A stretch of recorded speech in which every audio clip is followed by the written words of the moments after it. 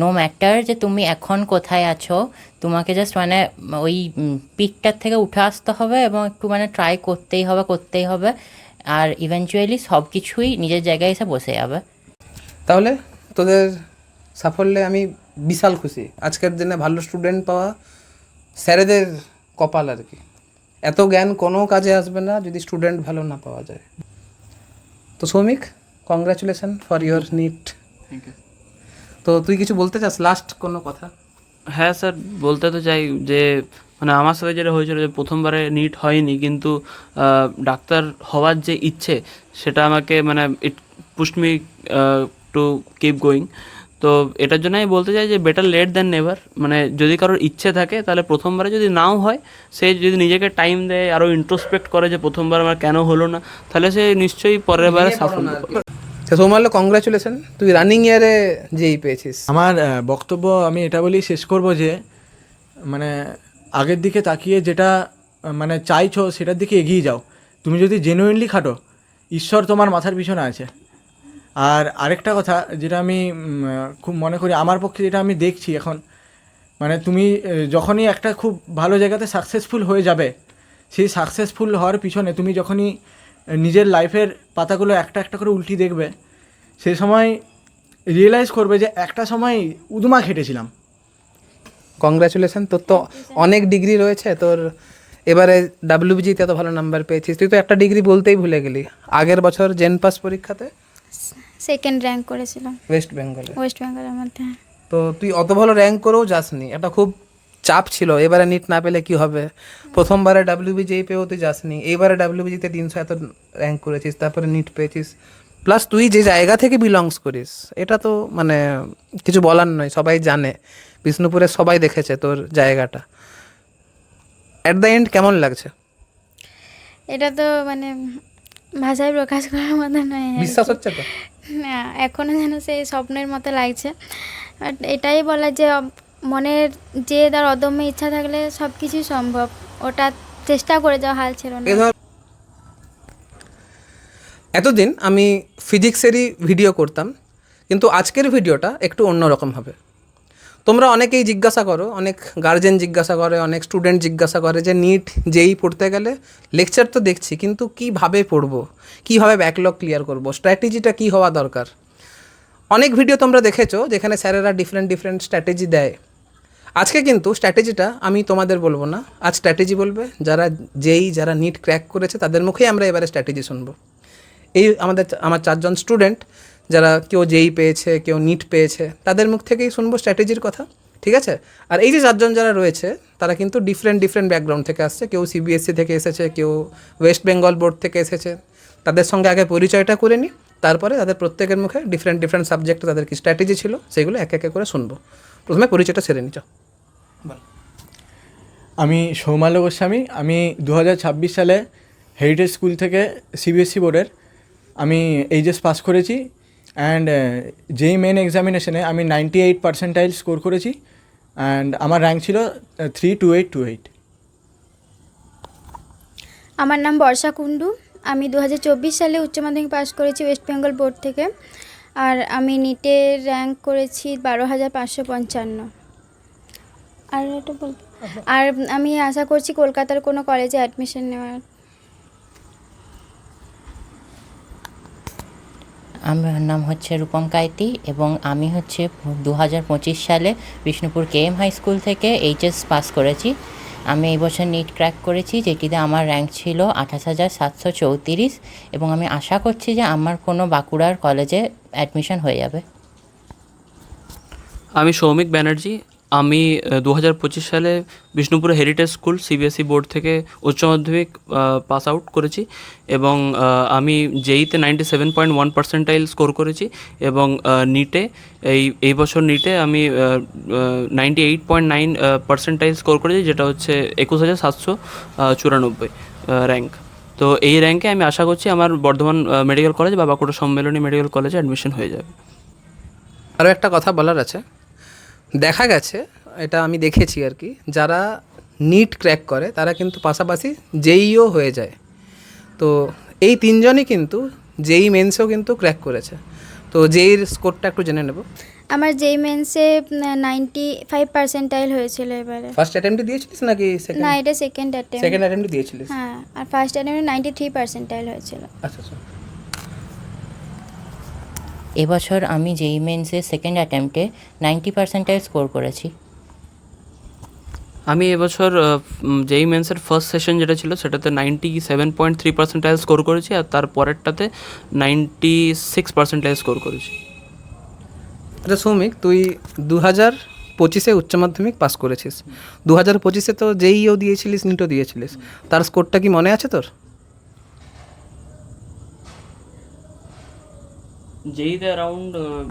জেইতে আমার around score ছিল প্রায় 92% বোধহয়, আর নিটে তো 484 আমার স্কোর ছিল আগেরবারে। আচ্ছা, কত নম্বরের জন্য হয়নি? ওয়েস্ট বেঙ্গলে লাস্ট রাউন্ড, এত নম্বরের জন্য? হ্যাঁ মানে ওয়েস্ট বেঙ্গলের লাস্ট রাউন্ডে যে কাট অফ গেলো সেটা 504 বা 505 ছিল, তো ওই যে ডিফারেন্সটা ওই কয়েক নম্বরের ডিফারেন্সের জন্য হয়নি আর কি। বর্ষা, তুই 2024-এ উচ্চ মাধ্যমিক দিয়েছিস, তো 2024-এও তো কিছু ডাব্লিউবি জেই মেন দিয়েছিলিস, তার স্কোরগুলো কিছু মনে আছে? অ্যাপ্রক্স কিছু মনে আছে?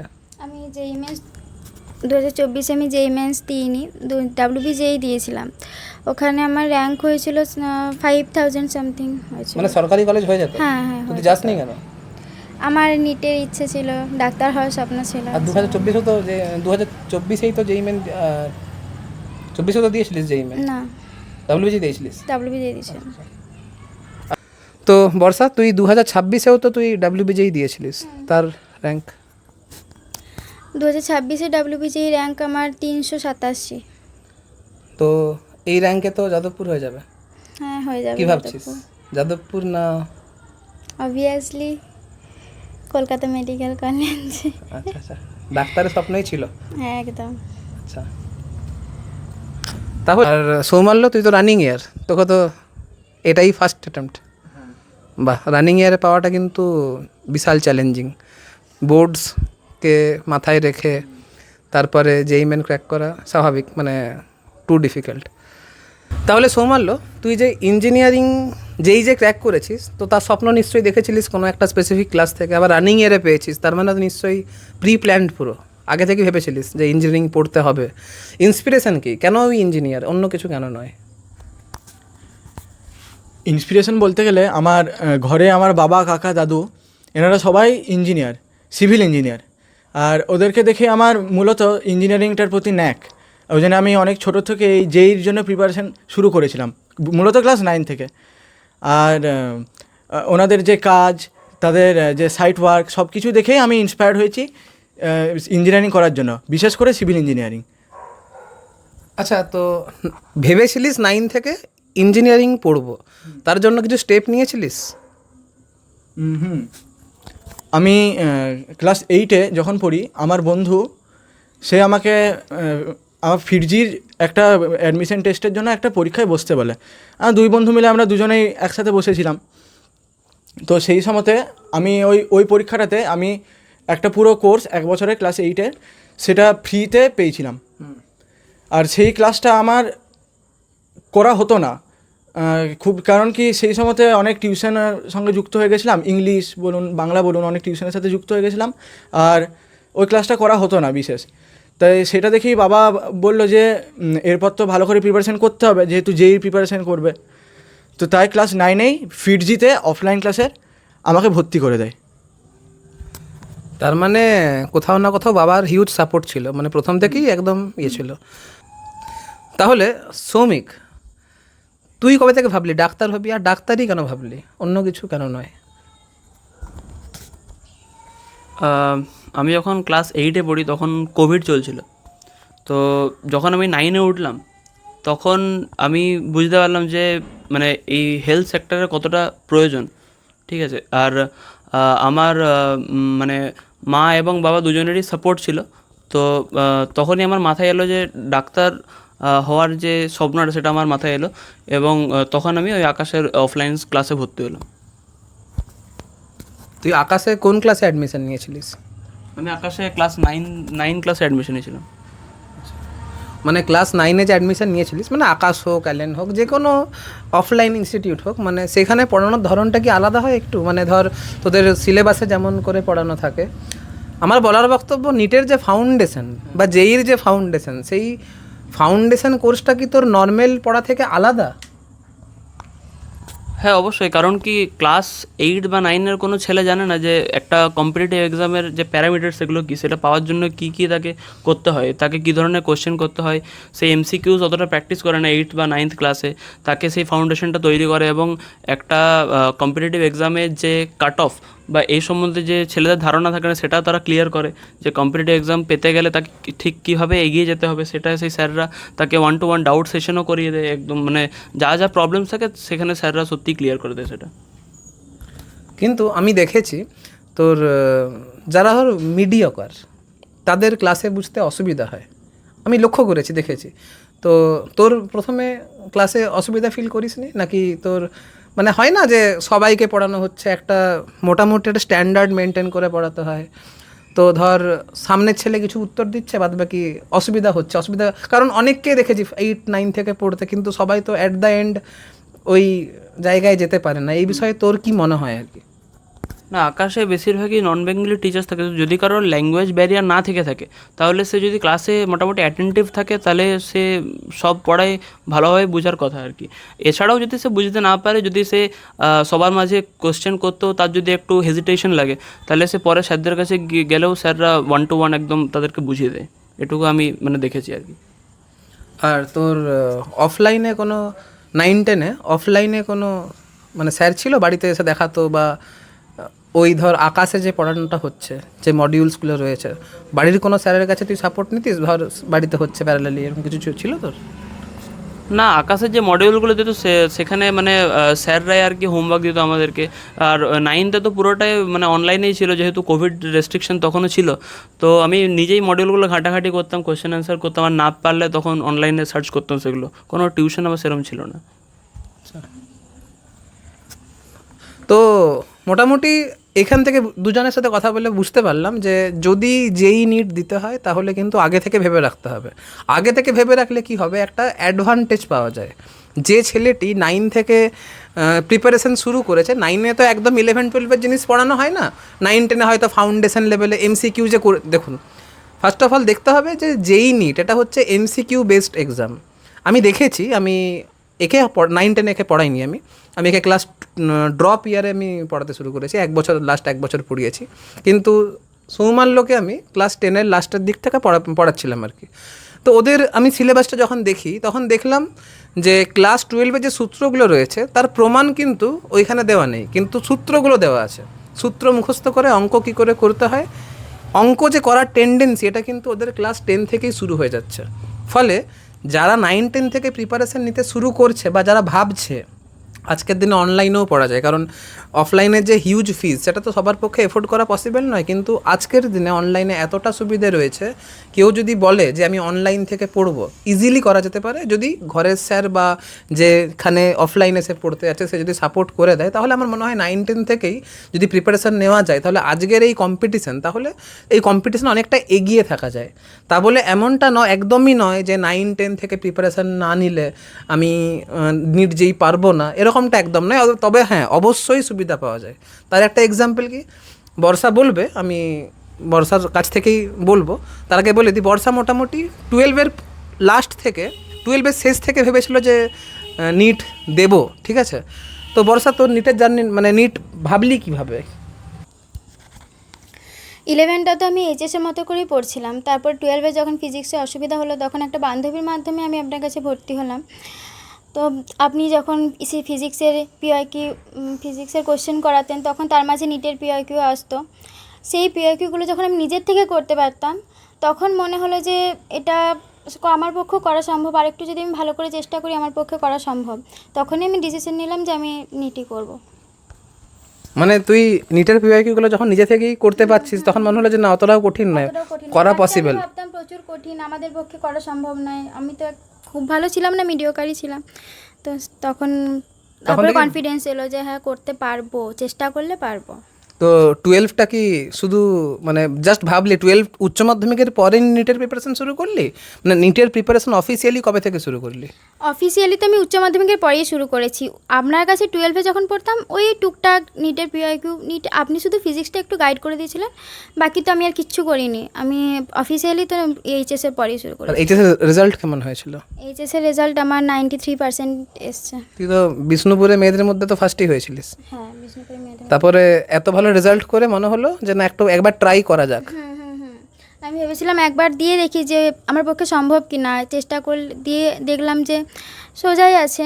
আমার যতদূর মনে পড়ছে তুই নিট পরীক্ষাটা যখন দিয়েছিলিস নাম্বার ভালো আনতে পারিস নি, কিন্তু দেখলি যে আমি যদি পড়ি তাহলে এই কোশ্চেনগুলো করা পসিবল, তাই জন্য জাস্ট টেস্টিং পারপাসে তুই ফার্স্ট বছর ড্রপ দিয়েছিলিস আর ভেবেছিলিস যে যেহেতু আমার 11টা করা ছিল না, তাই জন্য আমি বেশি কোশ্চেন করতে পারিনি। 11টা আমার রিভিশন করা ছিল না, সেই জন্য নিটে ভালো করে করতে পারিনি। কিন্তু ভেবেছিলাম যে আমি যদি পুরোটা ভালো করে রিভিশন করে আর করে করি তো হয়ে যাবে এরকম। মানে অফিসিয়ালি তুই 12-এর পর থেকেই নিটটা পড়া শুরু করলি, তাই তো? আর রূপমের গল্পটা কি? আমার গল্পটা হচ্ছে মানে আমার গল্প এমন কিছু ফ্ল্যাশি নয়। তো আমি হচ্ছে যে মানে আপ আনটিল 10 আমি হচ্ছে যে কোনো নিটের স্বপ্ন দেখিনি। ইভেন আমি 10-এর পরেও যে পিসিএমবি নিয়েছি সেটা ফ্যামিলির কথাতে নিয়েছি। মানে আমি কোনো ডিসাইসিভ ছিলাম না যে আমি নিটই দেবো বা যেই দেবো। তারপর যখন আমি 12 পাস করলাম তখন আমার মনে হলো যে না আমি মানে নিটটা ট্রাই করবো। আর সেটাও কীভাবে ডিসাইড করলাম যে নিটই দেবো, যে আমি হচ্ছে যেইতে ম্যাথসটায় খুব ভয় পেতাম, ম্যাথসটা আমি নিতে চাইনি, তাই জন্য আমি নিটের দিকে যেতে চেয়েছিলাম। আমি মানে জাস্ট দেখতে চেয়েছিলাম যে অ্যাসপিরেন্ট হতে কেমন লাগে, হয়তো পেয়ে গেলাম, ওই ব্যাপারটি আর কি। মানে তোর একবার জাস্ট নিট পরীক্ষাটা ট্রাই করেছিস তুই, মানে ডাক্তার হবার যে বিশাল স্বপ্ন ছিল এরকম নয়, জাস্ট একবার নিটটা ট্রাই করলি তারপরে, তাই তো? ওইটা করতে করতেই আমার একটি ফ্যাসিনেশন এলো যে মানে একটা নোবেল আচ্ছা, প্রফেশন। তার মানে তোর যখন দেখলি যে আমি করতে পারছি, তোরও ওরকমই, মানে যখন তুই ড্রপ দিলি নিটটা, যেহেতু তুই ম্যাথস ভালো করে পারতিস না, তাহলে যেই তো কোনো গল্পই নেই। আর নিটটা তুই একবার জাস্ট ট্রাই করলি যে না একবার করে দেখি হয় কি হবে না, জাস্ট করে দেখি। মানে এর যেমন ফ্যাসিনেশন ছিল যে না কোভিড থেকে 8 থেকে ভেবেছিল, ওর যেমন 9 থেকে একটা বাবা মায়ের একটা বাবা দাদুর ইন্সপিরেশন ছিল যে সবাই ঘরের সবাই সিভিল ইঞ্জিনিয়ার, তোর ওরকম কোনো ব্যাপার ছিল না যে ডাক্তার হতে হবে, জাস্ট তুই একটা ট্রাই দিয়েছিস নিজেকে, তাই তো? আর বড়সাও জাস্ট যেহেতু তুই কনফিডেন্স পেয়েছিলিস, লাইফে বড় কিছু করার ইচ্ছে ছিল, নিটটা যথেষ্ট রেসপেক্ট, মানে ডাক্তারটা যথেষ্ট রেসপেক্টেড একটা প্রফেশন, তো মোটামুটি কনফিডেন্স থেকে তুই নিটটা ইয়ে করলি, তাই তো? বাস, তাহলে এখান থেকে আমরা বুঝতে পারলাম যদি 8 থেকে প্রিপারেশান নেওয়া যায় তাহলে অবশ্যই একটা অ্যাডেড অ্যাডভান্টেজ পাওয়া যায়, কারণ কম্পিটিটিভ মাইন্ডসেট কিন্তু 8 থেকেই শুরু হয়, অবশ্যই কোনো সন্দেহ নেই এই বিষয়ে। আর সবথেকে বড় কথা, অনলাইন আসার পর থেকে এডুকেশন এখন ঘরে ঘরে পৌঁছেছে। আমি যখন উচ্চ মাধ্যমিক দিয়েছি তখন কিন্তু এই অফলাইন ইনস্টিটিউটেই শুধুমাত্র নিট আর জেইর প্রিপারেশান দেওয়া হতো, তখন কম্পিটিশন অনেকটা কম ছিল, মোটামুটি একটা ভালো জায়গাতে পড়লেই ইজিলি পাওয়া যেত। কিন্তু এখন অনলাইনে ইউটিউবে কিন্তু সব কিছু ফ্রি অফ কস্টে অ্যাভেলেবেল, সুতরাং যদি আগে থেকে প্রিপারেশান করা না যায় তাহলে কিন্তু অসুবিধা হয়ে যায়। এরা যতটা সুবিধা পেয়েছে কিন্তু এরা ততটা সুবিধা অস্বাভাবিক, কারণ 12-এর পর থেকে তারা ভাবেইনি যে হবে। তো আগে থেকে যদি প্ল্যানিং করা যায়, যারা তোমরা ক্লাস 8-এ পড়ো, ক্লাস 7-এ পড়ো, এখন থেকে যদি প্রিপারেশান নেওয়া শুরু করো তাহলে অবশ্যই ভবিষ্যতে তুমি আর 5টা ছেলের থেকে কিন্তু নিজেকে এগিয়ে রাখতে পারবে। এবারে আসি সৌমাল্যর দিকে। আচ্ছা সৌমাল্য, কখনো মানে বোর্ডসটা তারপরে জেইটা চাপ হয়ে দাঁড়ায়নি? মানে মনে হয়নি যে জেই পড়তে পড়তে বোর্ডসের ক্ষতি হবে, বোর্ডস পড়তে পড়তে জেই মানে জেইর ক্ষতি হবে? মানে তোর মেন টার্গেট কী ছিল? মানে বোর্ডস পড়বো তার ফাঁকে ফাঁকে জেই পড়বো, জেই পড়বো তার ফাঁকে ফাঁকে বোর্ডস করবো, তোদের যে ক্লাস টেস্ট হয় বা অ্যাসেসমেন্ট, তোদের যে প্র্যাকটিক্যাল হয়, সেগুলো কীভাবে তুই ম্যানেজ করতিস? যেহেতু তুই রানিং ইয়ারেই পেয়েছিস, মানে এরা তো উচ্চ মাধ্যমিক দিয়ে পরে 1 বছর ল্যাপস করে পরে পেয়েছে, তো রানিং ইয়ারে মানে এইগুলোকে ম্যানেজ কী করে করতিস? কারণ সবার মাথায় প্রশ্ন রানিং ইয়ারে কী করে করবো, কারণ ড্রপ দেওয়াটা খুব প্যাথেটিক এই জন্য যে সবাই এগিয়ে গেল আমি পেছিয়ে গেলাম, এটা খুব চাপের বিষয়। তো তুই এইগুলোকে কী করে ম্যানেজ করলি? অবশ্যই রানিং ইয়ারে পাওয়াটা খুবই মুশকিল, কারণ একদিকে বোর্ডস আরেকদিকে জেইর প্রিপারেশন, জেই বা নিট যাই হোক তার প্রিপারেশন, এবং এটা ম্যানেজ করা দুটো সত্যিই খুব কঠিন। কিন্তু আমার একটা জিনিস সবসময় আমি মাথায় রাখতাম, ক্লাস 10-এর পরে আমি জেইর জন্য এতটাই ডেডিকেটেড ছিলাম যে ঘরে সবাই বলেছিল আমাকে বায়োলজি রাখতে, কিন্তু তাও আমি কারোর কথা শুনিনি, আমি ফিজিক্স কেমিস্ট্রি ম্যাথই রেখেছিলাম এবং বাংলা আমার একটা প্রিয় সাবজেক্ট, সেটাকেও আমি রেখেছিলাম আমার নিজের ডিসিশনেই। সবাই বারণই করেছিল কিন্তু আমি রেখেছিলাম এবং আমি এখন মনে করি সেই ডিসিশনটা আমি খুব ঠিকই নিয়েছি। আমার সত্যি খুব সুবিধা হয়েছে, কারণ কি আমি যে সাবজেক্ট বাংলা নিয়েছি সেটা ইজি, আর ফিজিক্স কেমিস্ট্রি ম্যাথের ক্ষেত্রে আমি মানে অনলাইনে ক্লাস করতাম, আর আপনি তো আছেন, তার সাথেই সুমন স্যার এবং উৎপল স্যার যারা আমাকে পড়াতেন তারা আমাকে প্রচুর হেল্প করেছেন। আমার যখনই যেটা দরকার হতো যে জেইর ওরিয়েন্টেড বা বোর্ডস ওরিয়েন্টেড, তখনই তারা দেখিয়েছেন। আচ্ছা, সুমন স্যার উৎপল স্যার ব্যাপারটাতে পরে আসছি। আমি বলতে চাইছি যে তুই হ্যান্ডেল কি করে করলি বোর্ডসটা, যেইটা বোর্ডস পড়তে পড়তে যেই পড়তে পড়তে বোর্ডস, মানে কিভাবে পড়তিস? আমি প্রিপারেশানটা মূলত জেইরই করতাম। বোর্ডসের বলতে গেলে আমি কোনো দিনই প্রিপারেশান করিনি। ক্লাস 11 সম্পূর্ণ আমি অনলাইন ক্লাসে ইয়ে করতাম, আমার ব্যাকলগস ক্লিয়ার করতাম, জেইর কোশ্চেনই প্র্যাকটিস করতাম, PYQs মক টেস্ট দিতাম। আর ক্লাস 12-এ যখন উঠি তখন আমার জেইর মেন্সের ফার্স্ট অ্যাটেম্প্ট হওয়ার পরে আমি বাকি সময়টা সম্পূর্ণ বোর্ডসের উপরে দিয়েছিলাম, যার জন্যই হয়তো আমার এপ্রিল অ্যাটেম্প্টটা খুব একটা ভালো হয়নি জানুয়ারি অ্যাটেম্প্টের তুলনায়। আর এবং আমার যেহেতু ফিজিক্স কেমিস্ট্রি ম্যাথের প্রায় সব কিছুই খুব ভালোভাবে জেইতে প্রিপেয়ার্ড আমি ছিলাম, ওই জন্য আমার বোর্ডসে খুব একটা অসুবিধা হয়নি। আচ্ছা, আমি একটু গুছিয়ে বলে দিই তোর ব্যাপারটা। আমি দেখেছিলাম তুই 11-এ পুরো জেই পড়েছিস, 12টাও পুরো জেই পড়েছিস। তুই বোর্ডস কিন্তু বোর্ডস পরীক্ষা হয় ফেব্রুয়ারিতে হয়েছিল না? মানে এক্স্যাক্ট তারিখটা মনে নেই, আমার মনে পড়ছে তুই বোর্ডসের প্রিপারেশন কিন্তু 15 থেকে 20 দিন নিয়েছিস, এর বেশি বোর্ডস তুই পড়িসনি। এটা CBSE বোর্ড বলে তুই অ্যাডভান্টেজ পেয়েছিস, ওয়েস্ট বেঙ্গল বোর্ড হলে কিন্তু অসুবিধা হয়ে যেত। এই গল্পটা কিন্তু এদের ক্ষেত্রে সাজে না, এটা CBSE বোর্ডের ক্ষেত্রে। তাহলে CBSE বোর্ডে পড়লে কিন্তু একটা অ্যাডভান্টেজ পাওয়া যায়, যেটা ওয়েস্ট বেঙ্গল বোর্ডের ছেলেমেয়েরা পায় না। কারণ আমাদের ওয়েস্ট বেঙ্গল বোর্ডে 15 দিনে বোর্ডস পড়ে নেব, এটা কিন্তু খুব মানে রিস্ক নিতে পারবে না। তো CBSE বোর্ডে পড়েছিলিস বলে আমার মনে হয় এই অ্যাডভান্টেজ তুই পেয়েছিস। আর যেই পড়তে মানে তুই যেই পড়েছিস তার সঙ্গে সঙ্গে যেহেতু যেই পড়তে গিয়ে তোর পুরো বেস ক্লিয়ার ছিল, বোর্ডসের জন্য কি আলাদা করে কোনো প্রিপারেশন তোকে নিতে হয়েছিল?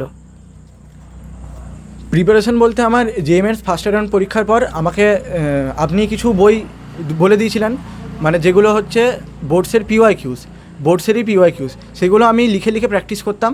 ওই অতটুকুই করেছি, ওর বেশি আমি কিচ্ছু করিনি। মানে PYQ যে করছিলিস, তোকে এক্সট্রা করে নতুন করে কিছু পড়তে হচ্ছিল? আমাকে এক্সট্রা করে নতুন করে খুব একটা পড়তে হয়নি, কারণ কি ফিজিক্সে যে প্রুফস বা ম্যাথসে যে প্রমাণগুলো যেগুলো ছিল সেগুলো হ্যাঁ, সেগুলো আমি জেইতে অলরেডি করে নিয়েছিলাম। আর আমার নোটসেও কিছু লেখা ছিল, ওগুলো আমি রিভিশন করেছি এবং আমার খুব একটা একদমই অসুবিধা হয়নি বোর্ডসে পড়তে। মানে বোর্ডসে এক্সট্রা কি পড়তে হয়েছে? বোর্ডসে আমাকে এক্সট্রা কিছুই সেরকম পড়তে হয়নি। ভাষাগুলো, এই ল্যাঙ্গুয়েজগুলো? হ্যাঁ, ওই ল্যাঙ্গুয়েজগুলোই আমি ওই কোশ্চেনের থ্রু দিয়ে তার সলিউশনসগুলো পড়ে পড়ে একটুখানি মুখস্থ করেছি, আর কিছু কিছু প্র্যাকটিস করতে হয়েছে, ওই প্র্যাকটিসের মধ্যে দিয়ে আমি সেটাকে করেছি।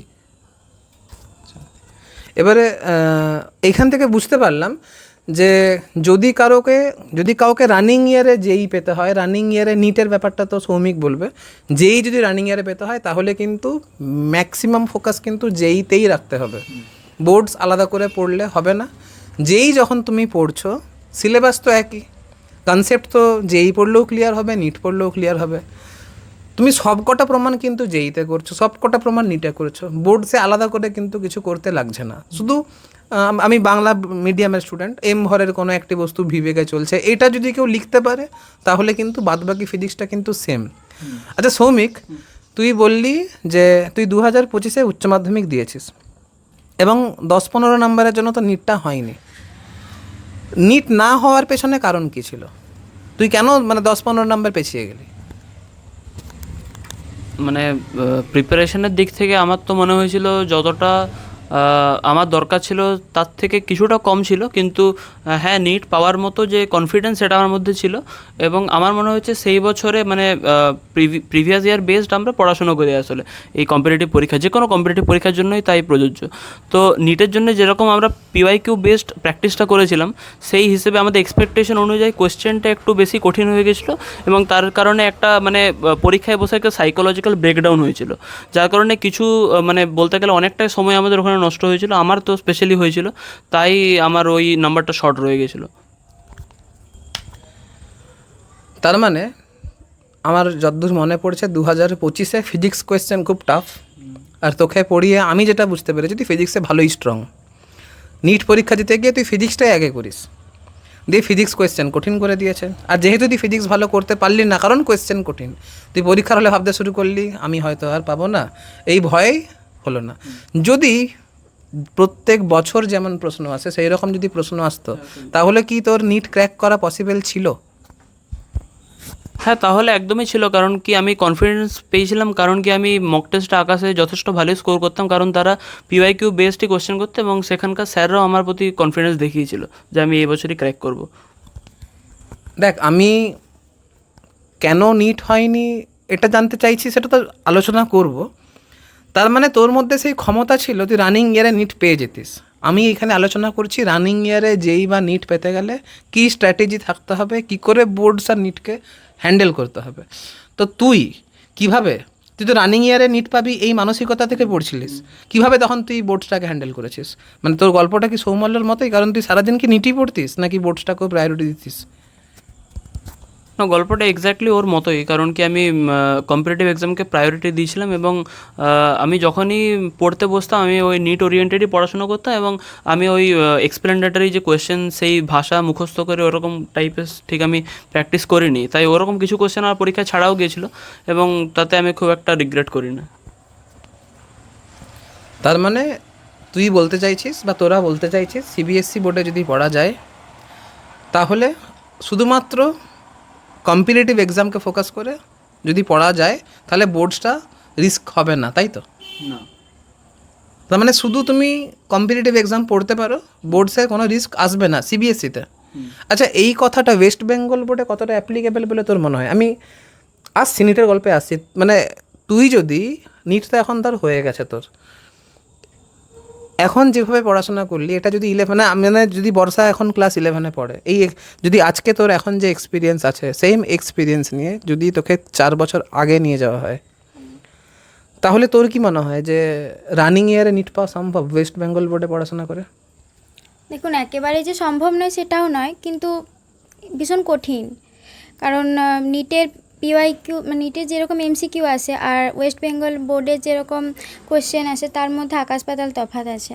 ওখানে শুধু এক্সপ্লেনেশন চায় আর এখানে শর্টে Derivation চাই board হ্যাঁ side. হ্যাঁ প্রমাণগুলো বাংলাতে না, প্রমাণগুলো চাই। প্রমাণগুলো ওখানে অনেক করতে হয়, কিন্তু এমসিকিউ করতে তো সেসব লাগে না, শুধুমাত্র ইয়ে পড়ে নাও, কনসেপ্টটা ক্লিয়ার থাকলেই হয়ে যায়। তো আর ইয়েটা আর আমাদের বোর্ডসে শুধু প্রমাণগুলোই মুখস্থ। সূত্রগুলো এখানে সূত্র পড়ো আর ওখানে অ্যাপ্লাই করো, এটাই হচ্ছে নিটের ইয়ে। এটা একটু আলাদা রকমভাবে প্রিপারেশনটা নিটের করতে হয়, ওয়েস্ট বেঙ্গলের একটা আলাদা, তো দুটো ম্যানেজ করে একটু তুই জটিল তো আছে। উচ্চ মাধ্যমিকে ভালো নাম্বার পেয়েছিস, তো উচ্চ মাধ্যমিকে যে নাম্বারটা পেয়েছিস তার জন্য তোকে মানে মুখস্থ মানে এই প্রমাণগুলো বারবার প্র্যাকটিস এটা করতে হয়েছে। হ্যাঁ, ওটাই আমি বেশি করেছি, তো তাই জন্য আমার নিটটা এমসিকিউতে আমি খুব একটা প্র্যাকটিসই করিনি, তাই জন্য আমার নিটের এটা কম হয়েছে, ভালো হয়নি। তার মানে তুই বলতে চাইছিস ওয়েস্ট বেঙ্গল বোর্ডে যদি কেউ পড়ে তাহলে বোর্ডস আর নিট একসঙ্গে ম্যানেজ করা অসুবিধা নাকি অসম্ভব বলছিস তুই? অসম্ভব একদমই নয়, অনেকেই করছে, একদমই অসম্ভব নয়, কিন্তু একটু চাপের। তোর কি মনে হয় তোকে এখন যদি 11-এ তুলে দেওয়া হয় তুই পারবি রানিং ইয়ারে নিট ক্র্যাক কর, মানে ওই রকম প্রিপারেশন নিতে পারবি? কি মনে হয় তোর? না, এখন হয়তো তখন এইটা আমার তখন তো আমি ভাবতেই পারিনি, মানে তখন আমি একদমই পারতাম না। এখন যদি এক্সপিরিয়েন্স তোকে যদি 11-এ তোলা, আমি তোর সমস্ত এক্সপিরিয়েন্স যদি তোকে দেওয়া হয় আর 11-এ তোকে যদি পাঠিয়ে দেওয়া হয় তাহলে কি তুই বোর্ডস আর নিটকে ম্যানেজ করতে পারবি? আমি পারতাম কিনা জানি না, কিন্তু হয়তো একটুখানি আরও একটু বেটার করতে পারতাম যদি আমি চেষ্টা করতাম। আচ্ছা, যখন তুই যখন এইচএস দিয়েছিলিস তখন এটা চাপ ছিল, কারণ সত্যি কথা ওয়েস্ট বেঙ্গল বোর্ডসে নাম্বার ভালো পেতে গেলে ডেরিভেশন বেশি করতে হয়, এটা ঠিক, অঙ্ক কম আসে, কিন্তু এমনটা নয় যে তুই নিট পড়লে তোর বোর্ডস ক্ষতি হয়ে যাবে, এমনটা একদমই নয়। কারণ যারা নিট পড়ে তারা নর্মাল বোর্ডসের স্টুডেন্টদের থেকে অনেক বেশি চাপ নেয়। ফিজিক্স তাদের অসুবিধার কারণ নয় কোনো জন্য, বাংলা ভাষায় লেখাটাও কঠিন নয়, ঠিক আছে, তারা বানিয়ে যে লিখতে পারবে। আর ফিজিক্সের কোর যার ক্লিয়ার থাকবে, কেমিস্ট্রির কোর যার ক্লিয়ার থাকবে, অসুবিধা হওয়ার কথা নয়, অঙ্ক তো অসুবিধা হবে না, বায়োলজি অসুবিধা হবে না। কিন্তু খুশির খবর হচ্ছে 2026 যে উচ্চ মাধ্যমিক পরীক্ষাটি হলো সেটা কিন্তু সেমিস্টার সিস্টেম করে দিয়েছে। সেমিস্টার 1, সেমিস্টার 2, মানে একটা বছরে দুটো সেমিস্টার হবে, সেমিস্টার 1, 2, ওদিকে 12-এ 3, 4। সেমিস্টার 1 আর সেমিস্টার 3-তে 35টা এমসিকিউ থাকবে। এখন সব জিনিসেরই ভালো দিক খারাপ দিক থাকে। সেমিস্টার সিস্টেম যদি করে দেওয়া হয়, 35টা যদি এমসিকিউই করতে হয়, তাহলে তো তোর আর চাপ নেই, তুই ইজিলি সহজ হয়ে যায় জার্নিটা। হ্যাঁ, তো তুই যদি 35টা এমসিকিউ যদি পরীক্ষাতে আছে তাহলে তুই এমসিকিউ প্র্যাকটিস করবি। আর যদি একটা নিট অ্যাসপিরেন্ট বা একটা জেই অ্যাসপিরেন্ট পুরোপুরি যদি নিট আর জেইতে নিজেকে যদি ঝুঁকে দেয়, তাহলে আমার মনে হয় সেমিস্টার 1 আর সেমিস্টার 3 ক্র্যাক করতে তার কোনো অসুবিধা হবে না। সুতরাং আমাদের ওয়েস্ট বেঙ্গল বোর্ড আর পেছিয়ে নেই। আমাদের ওয়েস্ট বেঙ্গল বোর্ড স্টুডেন্টদের জন্য অনেক ভাবছে বলে আমার মনে হয় সেমিস্টার সিস্টেম করে ভালো করেছে। যে সমস্ত স্টুডেন্টরা নিট যেই দিতে চায়, সেমিস্টার সিস্টেম তাদের জন্য একটা, আমি বলবো একটা গিফট টাইপের। কারণ তুমি নিট যেই প্রিপারেশন করেই তুমি বোর্ডসে ভালো নাম্বার পেতে পারবে, ঠিক আছে? 2024-এ তুই উচ্চ মাধ্যমিক দিয়েছিস, তুই 2025-এ উচ্চ মাধ্যমিক দিয়েছিস, আর তুই বললি যে উচ্চ মাধ্যমিকের পরেই তুই ডিসিশন নিয়েছিস যে নিটটা একবার ট্রাই করে দেখি। তার মানে বেসিক্যালি তুই নিট 1 বছরে ক্র্যাক করেছিস, এই 2 বছরে ক্র্যাক করেছ। হ্যাঁ, মানে কাউকে ডিফেম করছি না শ্রমিক, মানে মোটামুটি 9 থেকে তোর একটু ধাঁচটা জানা ছিল, তুই অ্যাডভান্টেজ ছিল তোর, তুই 1 বছরে নিট ক্র্যাক করেছিস। তো তোর কি মনে হয় 11-12 পড়ে সম্ভব? কারণ তুই তো 1 বছরেই, মানছি তুই বোর্ডসটা পড়েছিলিস, কিন্তু নিট ওরিয়েন্টেড তো তুই 1 বছরই পড়েছিস। আমি ফার্স্ট টাইম আমার এক্সপেকটেশনকে কেউ বিট করেছে। আমার মনে হয়েছিল 1 বছরে নিট পড়া সম্ভব নয়, তুই কিন্তু 1 বছরে নিট পেয়ে দেখিয়েছিস। মানে আমি সত্যি বিশ্বাস করিনি, কী করে, মানে অবাক, আমি খুব খুশি হয়েছি আর কি। তো 1 বছরে নিট পাওয়া সম্ভব, তাই তো? হ্যাঁ, অ্যাপারেন্টলি ইয়েস, বিকজ আপনি যদি একটু মানে মন দিয়ে পড়েন এবং মানে স্পিডটা একটুখানি মেনটেন রাখতে পারেন, তাহলে খুব একটা অসুবিধা হবে না আপনার। কিন্তু মানে আপনি যেটা বলছেন যে এইচএসে নিট পাওয়া সম্ভব কি না আমার এইচএস পক্ষে, দিতে, হ্যাঁ, রানিং ইয়ারে। রানিং ইয়ারে, তো আমি বলবো এইচএসে মানে নিট পাওয়ার, আমার কথা মানে ধরতে গেলে আমি বলছি যে একটু কঠিন আর কি ব্যাপারটা। যে ধরুন মানে নিটে আরেকটা জিনিসের খুব ইম্পর্টেন্স আছে, যেটা আমি এই বছর মানে নিট দিয়ে বুঝতে পারলাম, সেটি হচ্ছে এনসিইআরটি। তো এনসিইআরটি জিনিসটা আর ইংলিশে যে লেখা, মানে ইংলিশের জিনিসটা বোঝার জিনিসটা, সেটা WBBSC বোর্ডের স্টুডেন্টদের জেনারেলি থাকে না। মানে ইংলিশটাই বেশি বড় প্রবলেম হয়ে আসে। ওইটার জন্যে আমি বলছি যে মানে এইচএসের রানিং ইয়ারে আমি যদি ট্রাই করতামও, তাহলে আমি দুটোকে ম্যানেজ করে উঠতে পারতাম না। হয় নিটটা জেপ্রেটাইজ হতো, না হলে হচ্ছে যে এইচএসটা জেপ্রেটাইজ হতো। আচ্ছা, তো ঠিক আছে, আমি টোটালি এগ্রি যে সত্যিকারেরই ওয়েস্ট বেঙ্গল বোর্ডের ছেলে মেয়েদের রানিং ইয়ারে নিট যেই পাওয়াটা প্রবলেম্যাটিক, কিন্তু সেমিস্টার সিস্টেমে তো সুবিধা হবে।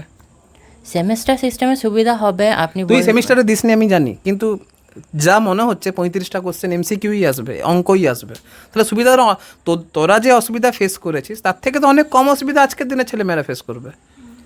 আপনি যদি কথাটাকে ওইভাবে পুট করেন যে সেমিস্টার 1 এবং 3-তে 35টা এমসিকিউ আসবে, তো ওই পোর্শনটা তারা পেরিয়ে গেল। তারপর 2 and 4, না, তোরা যে অসুবিধা ফেস করেছিস তার রেসপেক্টটা তো এখন সুবিধাজনক, আমি এটা বলতে চাইছি, আমি কম্পেয়ার করছি। ইয়েস, আপনি ওরকম বলতে পারেন। কারণ আমাদের বেলায়, মানে তোদের বেলায় সেমিস্টার হতো না, মোটামুটি 6 মাস তো রিলাই করতে পারবে তার ইয়ের উপরে। হ্যাঁ, তুই যেটা বলছিস ভাষাগত ব্যারিয়ার, বাংলা ইংলিশ, এটা একটা, এটা ঠিক, আমি ভাষার কথা বলছি না, আমি জাস্ট প্রসেসটা বলছি। ওদের সিবিএসসি বোর্ড অনেকটা বেশি কম্পিটিটিভ এক্সাম ফ্রেন্ডলি, কারণ এনসিইআরটি বই পড়তে হচ্ছে না আলাদা করে, তোকে এনসিইআরটি বই আলাদা করে পড়তে হয়েছে। ওয়েস্ট বেঙ্গল বোর্ড অতটা ফ্রেন্ডলি নয়, কিন্তু এখন অনেকটা ফ্রেন্ডলি হয়েছে, আমি এই কথাটা বলছি।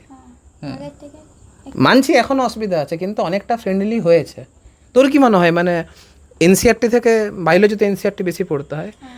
আমাদের ওয়েস্ট বেঙ্গল বোর্ডে এত মোটা বই, এনসিইআরটিটা এরকম, মানে আলাদা করে কি এফোর্ট মারতে হয়েছে? তুই তো উচ্চ মাধ্যমিকের জন্য বায়োলজি ভালো করে পড়েছিলিস, তাহলে আলাদা করে এফোর্ট মারতে হয়েছিল বায়োলজিতে? শুধু বায়োলজিতে কি আলাদা এফোর্ট মেরেছিলিস তুই?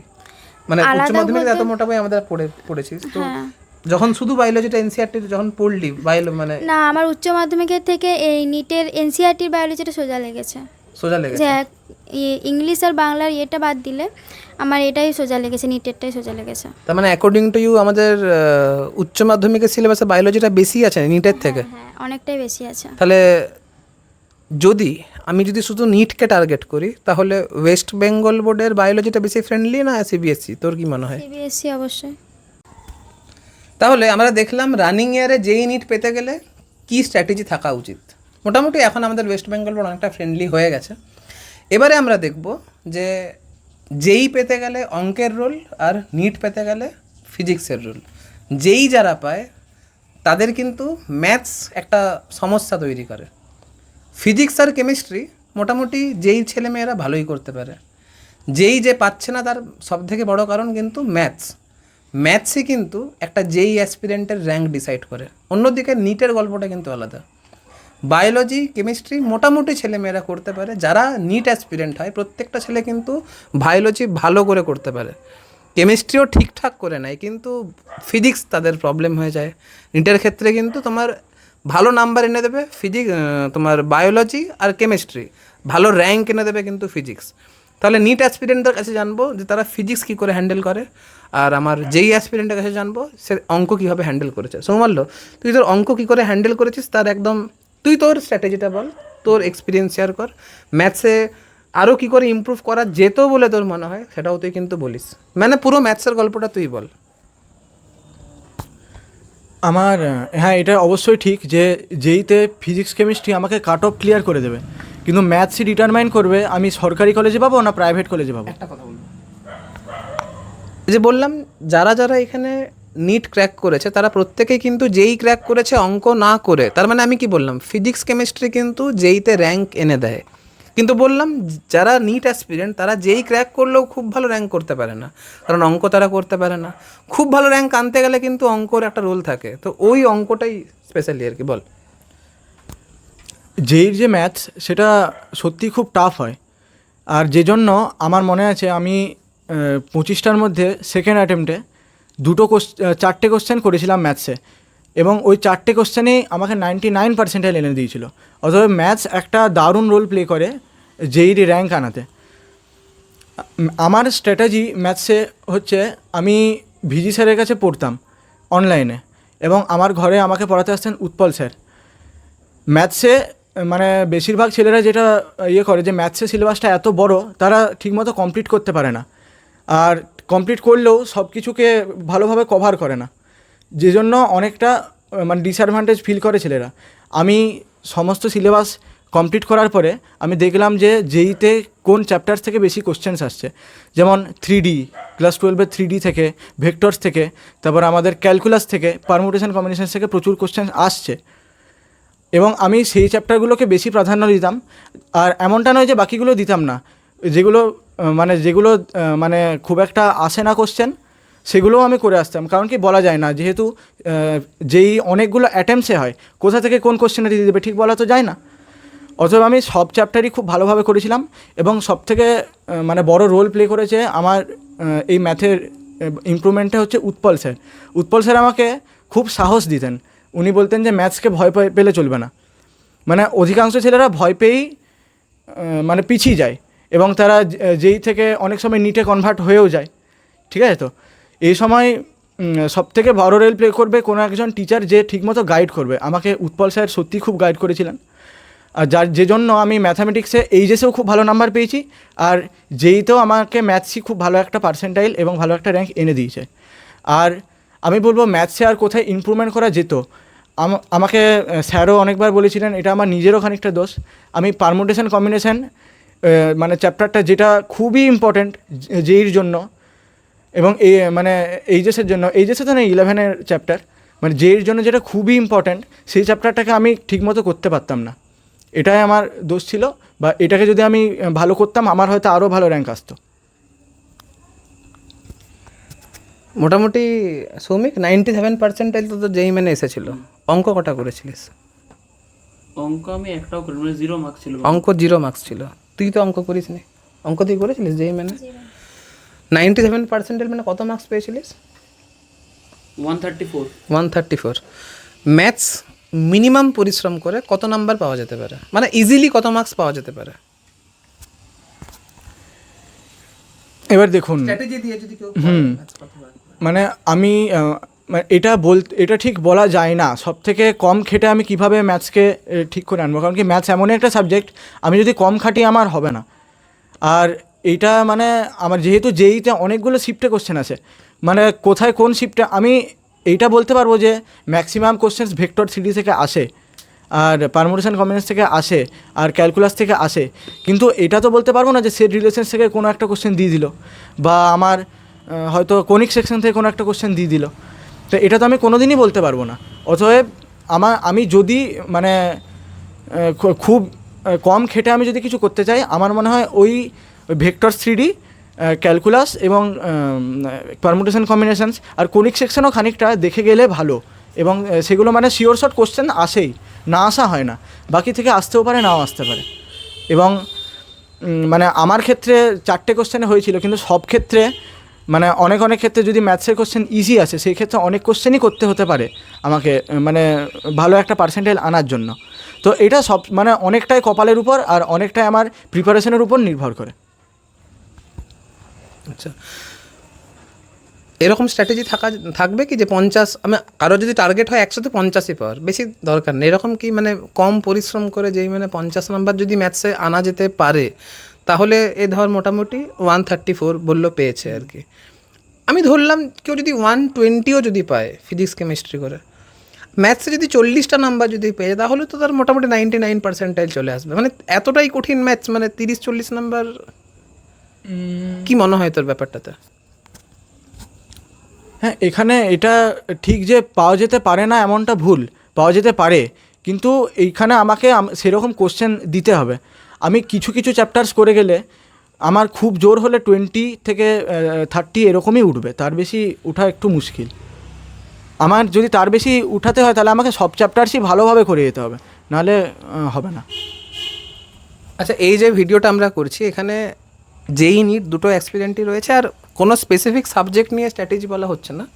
তোমাদের যদি মনে হয় যে ম্যাথস কী করে পড়তে হয়, সেটা ওর এক্সপিরিয়েন্স ওয়াইজ একটা আলাদা ভিডিও করা যেতে পারে, কিন্তু এইখানে জাস্ট এটুকুই বললাম যে ম্যাথসটা কিন্তু ভালো করে করতে হবে। স্ট্র্যাটেজি চাইলে পরে ভাবা যাবে আর কি, তোমরা জানাবে কমেন্টে। হ্যাঁ, for JEE basically maths is very important. হ্যাঁ, তো আমাদের ফিজিক্স নিট অ্যাসপিরেন্টসদের জন্য ফিজিক্সটা খুব চাপ হয়ে যায়, এত সূত্র, আর সব থেকে বড়ো কথা 3 ঘন্টাতে মানে 180 মিনিটে 180টা কোশ্চেন। এখন তো সিবিটি মোড হয়েছে 27 থেকে, সিবিটি মানে কম্পিউটার বেসড টেস্ট আর কি, কম্পিউটারে পরীক্ষা যেতে হবে, কিন্তু এতদিন পর্যন্ত ওএমআর গোল করতে হতো, তারপরে রোল নাম্বার ফিল আপ করো, এতবার সাইন করো, তারপরে ওগুলো কিন্তু 3 ঘন্টার মধ্যেই ইনক্লুডেড। এবারে 180 মিনিটে 180টা কোয়েশ্চেন করা, এতগুলো গোল দাগ পূরণ করা আছে, রোল নাম্বার ফিল করা আছে, মানে দেখা যেতে পারে যে একটা কোয়েশ্চেনের জন্য এভারেজ 50 সেকেন্ড টু 45 সেকেন্ড। এখন 50 সেকেন্ডে বায়োলজি করা যায়, 50 সেকেন্ডে কেমিস্ট্রি করা যায়, কিন্তু 50 সেকেন্ডে ফিজিক্সের নিউমেরিক্যাল সলভ করা খুব চাপ হয়ে যায়। তো আমিও ফিজিক্সেরই টিচার, তো ফিজিক্সটা আমি তো অনেক স্ট্র্যাটেজি পরবর্তীকালে দেব। স্টুডেন্টসদের মুখে শুনছি যে ফিজিক্সটা তারা কীভাবে ডিল করতো। ফার্স্ট আমি সৌমিকের কাছে যাব। সৌমিক ফিজিক্সে কিন্তু ভালো, বলে দিই সৌমিকের ব্যাপারে, আমি 12-এর পরে ওকে পড়াতে ঢুকেছিলাম। তো সৌমিক তো ফিজিক্সে মানে হয়তো কিছু থিওরি ওকে বলে দিয়েছি, আর পরিশ্রম সত্যি তেমন কিছু করতে হয়নি, ও পুরো প্রিপেয়ার্ড ছেলে একজন। আমার মানে এরকম ছেলে পাওয়া অ্যাজ এ টিচার আমার ভাগ্যের ব্যাপার আর কি। কারণ হ্যাঁ, এবার আমি একটা ডাইরেকশান প্রোভাইড কিছু করেছি, আর সৌমিক দেখলাম যে ও সূত্র কিন্তু ভালো মুখস্থ ছিল, আমি সেখানে একটু কনসেপ্ট প্রোভাইড করেছি, কারণ আমি ব্যক্তিগতভাবে সূত্র মুখস্থ করার এগেনস্টে। আমার মনে হয় এত সূত্র মুখস্থ করলে ধরে রাখতে পারবে না, গুলিয়ে যেতে পারে, আর গুলিয়ে গেলে কিন্তু অঙ্ক প্রবলেম হবে। তো সেই কিছু এক বছরে অতটা তো মানে পুরো 11-12 তো চেঞ্জ করা সম্ভব নয়, তবে হ্যাঁ ও যা জানতো ফিজিক্স যথেষ্ট ভালো জানতো, কিছু জায়গায় কনসেপ্ট আমি ক্লিয়ার করেছি, মানে সূত্র মুখস্থ না করানোর চেষ্টা করেছি, মানে সূত্র মুখস্থ করতে দিইনি আর কি। বাদ বাকি সৌমিকের স্ট্র্যাটেজি সৌমিকের মুখ থেকে শুনবো। তো প্রথমে বলি যে নিট ক্র্যাক করতে গেলে যে স্যার বললো যে বায়োলজি অ্যান্ড কেমিস্ট্রি, আমার তো মনে হয় যে বায়োলজি অ্যান্ড কেমিস্ট্রির এনসিআরটিটা ফার্স্ট অফ অল একজন অ্যাসপিরেন্ট যত ভালোভাবে সেটা পড়তে পারবে তার ক্ষেত্রে ফিজিক্সে ততটাই বেনিফিট হবে, কারণ ফিজিক্সটা আলাদাভাবে পড়ার স্ট্র্যাটেজি তো একদিকে, কিন্তু ফিজিক্সের জন্য টাইম বের করার যে ব্যাপারটা সেটা পুরোপুরি dependent on chemistry and biology. তো বায়োলজি কেমিস্ট্রি যদি কারোর ভালো প্রিপারেশন থাকে, সে 1.5 ঘন্টার মধ্যে যদি পুরো পেপারটা ফিজিক্স অ্যান্ড কেমিস্ট্রি অ্যান্ড সে যদি 1.5 ঘন্টার মধ্যেই কেমিস্ট্রি অ্যান্ড বায়োলজি করে নিতে পারে, তো সেই ক্ষেত্রে এনাফ টাইম তার ফিজিক্সের জন্য পড়ে থাকে। এবং এই যে এক্সামের যে স্ট্র্যাটেজি, সেটা আমি আকাশের যে অফলাইন যে টেস্ট এনভায়রনমেন্ট, সেখান থেকে আমি খুঁজে পেয়েছি যে কোন স্ট্র্যাটেজিটা আমার পক্ষে বেস্ট সুটেবল, এবং এটাই আমার মনে হয়েছে যে যতবার ওই বায়োলজিটা তাড়াতাড়ি করতে চেষ্টা করেছি, ততবার আমি ফিজিক্সে বেশি টাইম পেয়েছি, এবং সেই টাইমে আমি সেই কোয়েশ্চেন সলভ করতে পেরেছি। এবার আমাদের ক্ষেত্রে পেন অ্যান্ড পেপার মোডে যখন হতো, তখন এটাও একটা সমস্যা হতো যে বড় বড় কোয়েশ্চেন সলভ করবো কীভাবে, কারণ কি খুব একটা স্পেস থাকে না। তো সেই ক্ষেত্রে আমি আগে চুজ করে নিতাম যে কোন কোয়েশ্চেনগুলো ছোটো, মানে যেগুলো সাইজ যেরকম সেই হিসেবে আগে শর্ট করে নিতাম, সেই হিসেবে আমি কোয়েশ্চেন সলভ করতাম পাশাপাশি, এবং বড় কোয়েশ্চেনের জন্য রাফ পেজ থাকে তো সেগুলো ইউজ করতাম। তো এটাই আমার ফিজিক্সের জন্য স্ট্র্যাটেজি ছিল। এবং প্রিপারেশনের সময় আমার বেসিক্যালি ফর্মুলা মুখস্থ করার আমার একটা টেন্ডেন্সি ছিল প্রথম থেকে, কারণ কি ওই টাইমের ব্যাপারটাই আর কি। কারণ আকাশে ফর্মুলা বেসড কোয়েশ্চেন প্রায় আসতো, এবং স্যাররা বলতো যে ফর্মুলা বেসড কোয়েশ্চেন থাকলে সেটার পিছনে টাইম নষ্ট করাটা খুবই বোকামির একদম কাজ। তো তার জন্য আমি ফর্মুলাগুলো যেগুলো খুবই ইম্পর্ট্যান্ট থাকতো সেগুলোকে হাইলাইট করে রাখতাম, এবং তার সাথে আমার যে স্টাডি টেবিল তার সামনে ওটাকে মানে স্টিকি নোটসের উপরে চিটিয়েও রাখতাম, যার ফলে ওই ফর্মুলাগুলো আমার যেগুলো প্রায় ইউজ হয় কোয়েশ্চেনে সেগুলো প্র্যাকটিস হয়ে যেত, এবং সেগুলো যখন পড়তে বসতাম সেগুলো সামনে দেখতেও পেতাম। এটাই আর কি, এটাই আমার স্ট্র্যাটেজি ছিল। আচ্ছা সৌমিক, মানে এই কথাটা ঠিক যে স্বাভাবিক টাইম নষ্ট করে লাভ নেই, আবার এটাও ঠিক ফর্মুলা ধরে রাখার ক্ষমতাই যদি না থাকে অঙ্কটা করবো কীভাবে, এটাও ঠিক। মানে ওই যে বললাম প্রত্যেকটা দিকের ভালো দিক খারাপ দিক দুটোই থাকে। এখন ফিজিক্স নিয়ে যদি আলোচনাটা করি ভিডিও বড় হয়ে যাবে, ফিজিক্সের জন্য পরে একটা আলাদা বসতে পারি আমরা, ঠিক আছে? ফিজিক্সটা নিয়ে আলোচনা করবো, কি বলছো? ফিজিক্সটা নিয়ে একদিন আলাদা বসা যেতে পারে। জাস্ট আমি শুনে নিচ্ছি জাস্ট স্ট্র্যাটেজিটা কী ছিল ফিজিক্সের। তো রূপম, কিছু ফিজিক্স নিয়ে কিছু বলতে চাস? ফিজিক্স নিয়ে ও যেটা বললো সেটাই মানে আমার স্ট্র্যাটেজি ছিল, ওটা নিয়ে এক্সট্রা কিছু বলার নেই, জাস্ট টাইম ম্যানেজমেন্টের ব্যাপার আর কি। আর ধরুন যদি কেউ মানে ফর্মুলা মনে রাখতে পারছে না, তো ফর্মুলাটা মানে এমনি ধরুন কিছু কোনো লিঙ্কার দিয়ে মানে আপনি মনে রাখতে পারেন আর কি, ওটাই আর কি, আর কিছু না। আচ্ছা বর্ষা, তোর কিছু? তুই তো ফিজিক্সে যথেষ্ট স্ট্রং হয়ে গেছিলি, মানে একদম যথেষ্ট। আমি কিভাবে করেছি আমি সেটাই বলছি। আমি তো 12-এ আমি তো একদমই শেষের দিকে জার্নিটা শুরু করেছি নিটের, তো সেইটুকু সময়ের মধ্যে পুরোটা তো পুরো সিলেবাসটা তো আবার করা সম্ভব ছিল না। তো তখন আপনি আমাকে পরামর্শ দিয়েছিলেন যে এখন তুই ফিজিক্সটা স্ট্রং করে নে, তার পরবর্তীকালে তাহলে তোর বায়োলজি কেমিস্ট্রিগুলো হয়ে যাবে। তো আপনি আমাকে কনসেপ্ট ভালো করে 12-এরটা তখনই ক্লিয়ার করে দিয়েছিলেন। আর ড্রপ ইয়ারে আমি এমআরসেলের ওয়ান শট বেশিরভাগই দেখেছি, আর কিছু কিছু চ্যাপ্টার কিছু কিছু টপিক আমি ওই ডিটেল লেকচার দেখিনি, বাট ওটার নোটসগুলো পড়ে নিয়েছিলাম। আর বেশি করে আমি কোশ্চেন প্র্যাকটিস করেছি। 12-এও আমার কাছে অনেক কোশ্চেন প্র্যাকটিস করেছি, আর ফার্স্ট ড্রপ ইয়ারেও আমি অনেক কোশ্চেন প্র্যাকটিস করেছিলাম, যেটা আমাকে অনেকটা হেল্প করেছে। আর এভাবেই করেছি। মানে তোদের এত সূত্র মুখস্থ রাখতে কোনো সমস্যা হয়নি? বারবার ওয়ান শট দেখে বারবার পড়ে পড়ে ওটা হয়ে গেছে। মানে আমি বেসিক্যালি আবার বলছি, মানে কনসেপ্টটা কি, কনসেপ্ট জানা থাকলে সূত্র হয়ে যায় জেনারেলি। ওটা মুখস্থ জিনিস তো, ওটা বারবার করলে হয়ে যায়। তো মানে ম্যাক্সিমাম ছেলেরা বলে যে এত মুখস্থ রাখবো কী করে, কোন সূত্র কোথায় লাগছে বুঝবো কী করে, তাহলে তার কি সলিউশন তোর মনে হয়? বেশি করে কোশ্চেন প্র্যাকটিস করলে যখন বারবার ওই সূত্রগুলো যখন হঠাৎ চলে আসে, বা ওইভাবেই বেশি হয় আর কি। হঠাৎ মানে কোনো একটা চ্যাপ্টার নির্দিষ্ট নিয়ে নয়, যেখান থেকে র্যান্ডম কোশ্চেন প্র্যাকটিস করলে ওইটা তাড়াতাড়ি হয়। তুই কিছু বলতে চাস? মানে এই এত সূত্র মানে ম্যাক্সিমাম ধর তোর হয়েছে, তুই ভালো ছেলে, মানে যথেষ্ট ভালো স্ট্রং ফিজিক্সে। তুই বেশিরভাগ ছেলে মেয়েদের ফিজিক্স হয় না, কারণটাই হচ্ছে কোন সূত্র কোথায় লাগছে বুঝতে পারছি না। স্বাভাবিক প্রচুর সূত্র রয়েছে, মানে তাদের উদ্দেশ্যে কিছু বলতে চাস? আমি ফিজিক্সের আলাদা ভিডিও বানাবো, ফিজিক্সের টিচার আমি, আমার কর্তব্য জানাবো, ফিজিক্সটা আমি বানাবো। তাও এক কথা যদি কিছু বলতে চাস, মানে আমার যে তোরটা বলিস না, মানে একটা জেনারেল ছেলে, মানে হ্যাঁ মানে ওই আর কি, মানে কনসেপ্ট ইম্পর্ট্যান্ট। এটা আমার মনে হয়েছে যে কিছু কিছু চ্যাপ্টারের জন্য সত্যিই কনসেপ্ট ইম্পর্ট্যান্ট, কারণ কনসেপ্ট ছাড়া ওই চ্যাপ্টারের মানে ফর্মুলা মুখস্থ করেও খুব একটা লাভ নেই। যেমন রিলেটিভ ভেলোসিটি, কাইনেমেটিক্সের যেরকম কনসেপ্ট, সেগুলো একটু মানে ওগুলো ভিজুয়ালাইজ করার জিনিস। তো সেটাতে আমারও প্রবলেম হয়নি, সেটা কনসেপ্ট দিয়ে মুখস্থ রেখেছিলাম। কিন্তু কিছু চ্যাপ্টারে আমার কারেন্ট ইয়ারে গোলমাল হয়েছিল, যেমন ওয়েভস, তারপরে থার্মোডাইনামিক্স, থার্মোডাইনামিক্সে খুব একটা অসুবিধা হয়নি, কিন্তু ওয়েভস, SHM এবং ফ্লুইডস এগুলোতে সমস্যা হয়েছিল। তো সেটা আমার ড্রপ ইয়ারেই কিন্তু ক্লিয়ার হয়েছিল। সেটা সেই বছর আমার খুব একটা ভালো প্রিপারেশন থাকেনি ওগুলো নিয়ে, কিন্তু কোয়েশ্চেন তাও নিটে যেগুলো এসেছিলো সেগুলো কয়েকটা করতে পেরেছিলাম। তো এই গেল ফিজিক্সে এরা কিভাবে অ্যাপ্রোচ করেছিল, ম্যাথস কী করে অ্যাপ্রোচ করেছিল। এখন ফিজিক্সের স্ট্র্যাটেজি সত্যি আলাদা হবে, আমারও অনেক বক্তব্য রয়েছে, এদেরও অনেক ডিটেল বক্তব্য রয়েছে। ম্যাথসেরও আলাদা আলোচনা হবে, বক্তব্য থাকবে। আমার মনে হয় ম্যাথসের স্ট্র্যাটেজি যদি ম্যাথসের স্যারের সঙ্গে ভিডিও বানায় তাহলে ভালোভাবে বলা যাবে। আমি তো ম্যাথসের স্যার নই, আমি বলতে পারবো না অবভিয়াসলি। তো তোমরা যদি আলাদা সাবজেক্ট ওয়াইজ স্ট্র্যাটেজি জানতে চাও কমেন্ট করতে পারো, যদি ডিমান্ড আসে তাহলে করা যাবে, ঠিক আছে। এবারে নেক্সট যেটা মেন ছেলে মেয়েদের প্রবলেম, যে অনলাইন আর অফলাইন। অনেকে ভাবে যে শুধু অনলাইন পড়েও হবে, অনলাইন পড়ে অনেকের হয়ও, কিন্তু সেই সংখ্যাটা আমার মনে হয় অনেক কম। যারা বলে শুধু অনলাইনেই পড়েছি অফলাইন পড়িনি, এটা আমার মিথ্যা কথা মনে হয়। তো অনলাইনের পাশাপাশি অফলাইন কিভাবে হেল্প করে সেটা আমি একটু প্রত্যেকটা স্টুডেন্টের কাছে জানতে চাইবো। ফার্স্টে সৌমাল্য বল। আমি তো ক্লাস 11-এর প্রথম দিকটা ফিটজিতে গিয়ে জেইর প্রিপারেশন করতাম, কিন্তু মানে বুঝতেই পারতাম না হয়তো প্রথমটা কিছু।